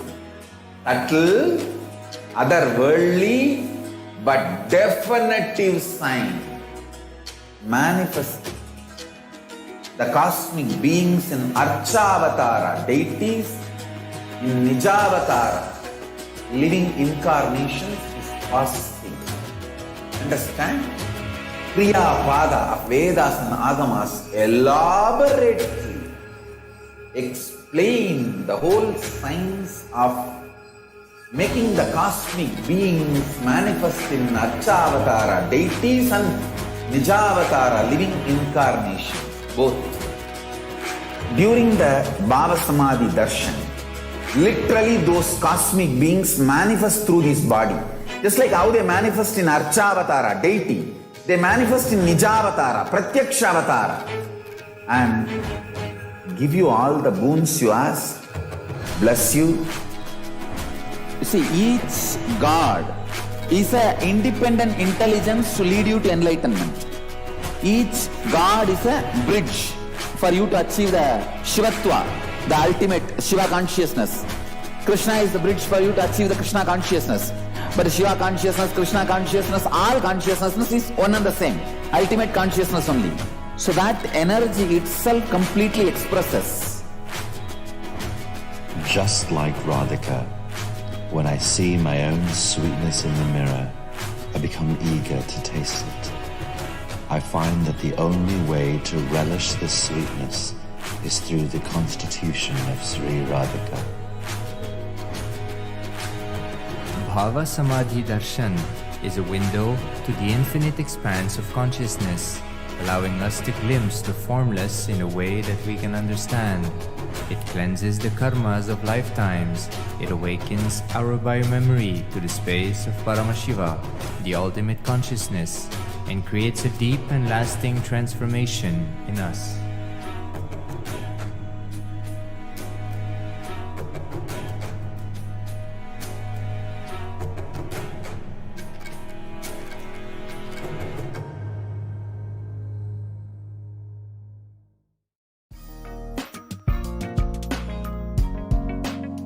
We get you health.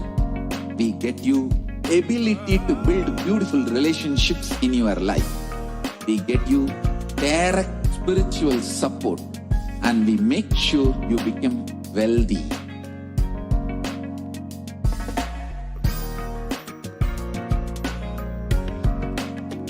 We won't stop giving you just good life. We will literally not stop till you live enlightened life. Manifesting the state of Paramashiva, space of Paramashiva, powers of Paramashiva, being of Paramashiva.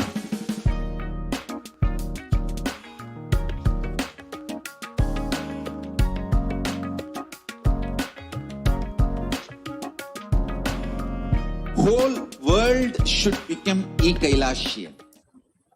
Nithyanandam, and welcome back, dear viewers. We just heard about the significance of Pratyaksha Pada Puja, and we invite each and every one of you to offer the Pratyaksha Pada Puja on the 28th of December. Never miss an opportunity to offer the Pada Puja, especially on the day when Swamiji landed on the planet Earth to bless us all, to shower us all, and to give a super conscious breakthrough to humanity, and to lead humanity to the next level of evolution, the super consciousness. You can offer the Pratyaksha Pada Puja by visiting the website www.kailasamailer.com/sevas. The next offering that we have is the offering of the Vastra Seva, the offering of the cloth at the divine lotus feet of our beloved Swamiji. So So the Vastra Seva is when you offer a cloth and you just experience that deep connection with the Guru, and you say, Swamiji, I am offering this cloth for you to wear. The Vastra Seva offering is also a part of the Pratyaksha Pada Puja offering. So the ritual that we will be performing and you will be participating is the Pratyaksha Pada Puja. And in the Pratyaksha Pada Puja, when the Vastram offering comes, the Vastram that you offer will be offered to the Supreme Pontiff. So offering of the Vastram, the clothes to the Guru, who is a dimension of the Cosmic Mother, during the Pratyaksha Pada Puja, bestows one with the sweetest path to enlightenment with complete protection. You see, Swamiji's grace and protections are there and guiding you step by step in every step along the way. So the various offerings that we have to Devi Parashakti, just to summarize for you, we have the E-Hundi offering, we have the Sankalpa chanting offering, we have the offering of the Swarna Kasu, the golden coin, we have the offering of the Mukta Anguti, the finger ring with a pearl. We can move on to the next. We have an offering of the golden lotus. Then we have an offering of Swarna Meti, the golden toe ring. We have an offering of Swarna Mantika, the golden hairline jewelry. Then we have the offering of the Pratyaksha Pada Puja and Vastra Seva. So you can go ahead and make these offerings.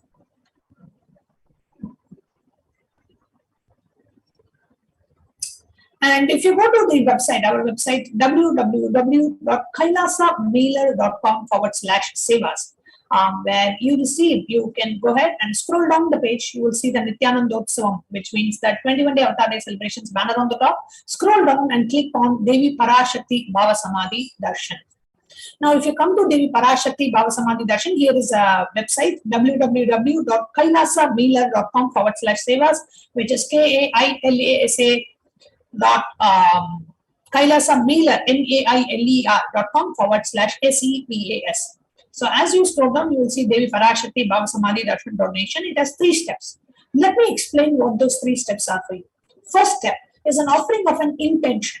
If you really want to make an offering, but for whatever reason you have some obstacle in terms of your time, in terms of your pressure, you're not able to make an offering right away, then you can submit an intention. Means you are stating very clearly to you and to Swamiji that Swamiji, this is what I want to do. This is what I want to be able to do. Please make me eligible to be able to make this offering. Please give me some way so I can make this offering.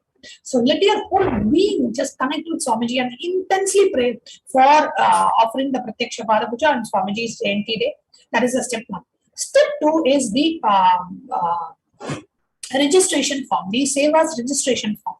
So where you go ahead and we will show you the online form.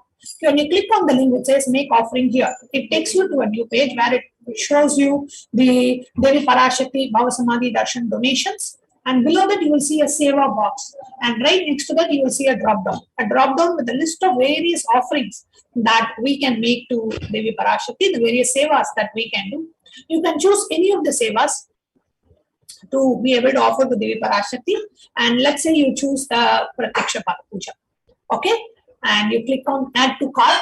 It goes to the next page where you will actually see all the items in your cart. If you want to add more, you can always go click the back button on the browser and go back to that same page and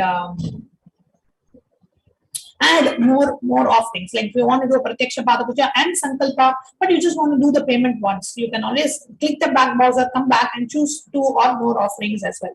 But if the same offering you want to do 2 times, you can use the quantity field. But if you have different offerings that you want to do somewhere in between, like rituals or something, then you want to do a Sankalpa, then you can register for that Sankalpa and or any of the rituals, and you can go ahead and add to cart. So you choose any of these Sevas. Let's say let's choose the Pratyaksha Pada Puja. As you choose the Seva, in the bottom you will see the amount appearing. And then once you confirm the amount, you click on add to cart. It goes to the cart, it shows you all the items that you've offered. Comes down, yes. So, and then you click on, here we are clicking on Pratyaksha Pada Puja and clicking on add to cart. As you click on add to cart, it goes to the next page where it shows you all the items in the cart. So if you scroll down, you have the Pratyaksha Pada Puja, Devi Parashakti Bhava Samadhi Darshan donations, Pratyaksha Pada Puja. You verify the amount, you scroll down, you are here, we have made the quantity as 3 different registrations. So then you click on proceed to checkout.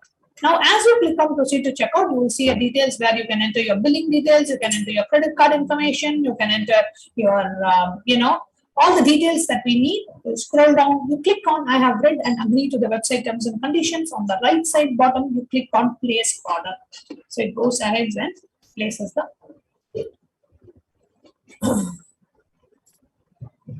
So these are the various offerings that we have. And one more important step is after you have gone ahead and you have placed the order, you have filled the details and you have placed the order, you will have to go to the main Bhava Samadhi Darshan page and you click on step 3. The step 3 here is the Sankalpa details, where you will have to tell us, okay, I made this payment towards 4 points and I want, these are the people whom I want blessed in the Maheshwara Puja. So these are not the departed souls, these are people who are alive and whose for whom the benefit, you will be receiving the benefit of offering the seva. So you can go ahead and fill that form. So that completes your offering. So basically offering is 2 steps. One is you do the step 2, register for the offering, make the payment. Step 3, come back and fill the payment details in the step 3. And if you are not able to make a registration or a payment right away, you always can go back to your intention, submit your intention for Swamiji's blessings and see the miracles that unfold. So, and before we conclude, we are coming to the conclusion of today's program. And I have a very important announcement. Tomorrow, almost at the same time, each and every one of us are going to be blessed with the live darshan, the Parandama Vishwarupa darshan of none other than the Supreme Pontiff of Hinduism, blessing us with this beautiful Parandama Vishwarupa darshan. And the Vishwarupa darshan, what Bhagavan Sri Krishna blessed Arjuna 5,000 years back, the Supreme Pontiff of Hinduism is blessing us as Parandama, giving us that same cosmic form, the vision of that same cosmic form, and giving us the Divya Chakshu to witness that cosmic form, the divine eye, because we cannot see that cosmic form. As Bhagavan Sri Krishna says, Natumam shakyate drashtum anenaiva chakshusha. So with the eyes that you have, you cannot behold my form. Divyam dadamite chakshuhu pashyame yogameshwaram. So I am giving you the divine eye so you can behold my cosmic form. So you connect with the Supreme Pontiff of Hinduism, as the Supreme Pontiff blesses us with the divine eye, the third eye, the Divya Chakshu initiation, and blesses us with the Parandama Vishwarupa darshan. Parandama manifesting in the Nijavatara of the Supreme Pontiff of Hinduism, and Parandama revealing his divine cosmic vision, the Vishwarupa darshan. What was revealed to Arjuna 5,000 years back is being revealed to each and every one of us tomorrow around the same time on the very auspicious occasion and the special occasion of Gita Jayanti. 5,000 years back, Bhagavan Sri Krishna gave a promise to the world that Paritranaya sadhunam vinashaya cha dushkritam dharma samsthapanarthaya sambhavami yuge yuge. I will be born yuga after yuga to re-establish the dharma, to protect the Paritraya sadhanam, to protect all the people who are following the dharma, vinashaya dushkritam, to destroy all the people who are not following the dharma, and to establish the dharma in the world. I will happen again and again. And true to his promise, Krishna continues to happen. This time as in the Nijavatara of the Supreme Pontiff of Hinduism, who is now blessing us as Krishna, as Parandama. What Krishna blessed Arjuna, Parandama, in the Parandama Vishwarupa darshan, manifesting through the Supreme Pontiff of Hinduism, we are all going to be receiving that same blessing of beholding that divine cosmic form of Bhagavan Sri Krishna. So it's not to be missed at all. It's a very, very, very special day because it is on the same day that Bhagavan Sri Krishna delivered the sacred scripture Bhagavad Gita to Arjuna on the same day, as Arjuna was so confused and getting powerless into how do I fight my own relatives and my own teachers and my own elders who are worthy of worship, and how can I fight them? As Arjuna collapses and he's trembling and is so afraid and his hands are shaking, and there comes Arjuna, Bhagavan Sri Krishna, making Arjuna to realize his Swadharma, making him realize his duty and his responsibility, and giving him the signs of completion, and giving him ultimately the divine form, the darshan of the divine form, and making Arjuna realize and granting that enlightenment to Arjuna, and giving him that ultimate experience. So tomorrow, each and every one of us are going to be blessed with the Parandama Vishwarupa darshan, Bhagavan, the consciousness of Parandama, manifesting in the physical embodied form of the Supreme Pontiff of Hinduism to bless us all. So don't miss it. 4 p.m. Please tune in at 4 p.m. Indian Standard Time. The darshan will be from 8 p.m. onwards. So with this, we come to the conclusion of this segment. The next segment we'll be moving on to is the satsang delivered by the Supreme Pontiff of Hinduism. So we'll be concluding the segment with the Purna Mantra and we'll be moving on to the satsang now. Om Purnamada Purnamidam Purnat Purnamudachyate Purnasya Purnamadaya Purnamevavasishyate Om Shanti Shanti Shanti Hari Om Tat Sat Sarvam Bhagavad Shri Nithyananda Paramashivam Paduka Pranamastu Om Nithyanandam. Nithyananda Paramashivoham. Om Nithyananda Paramashivoham.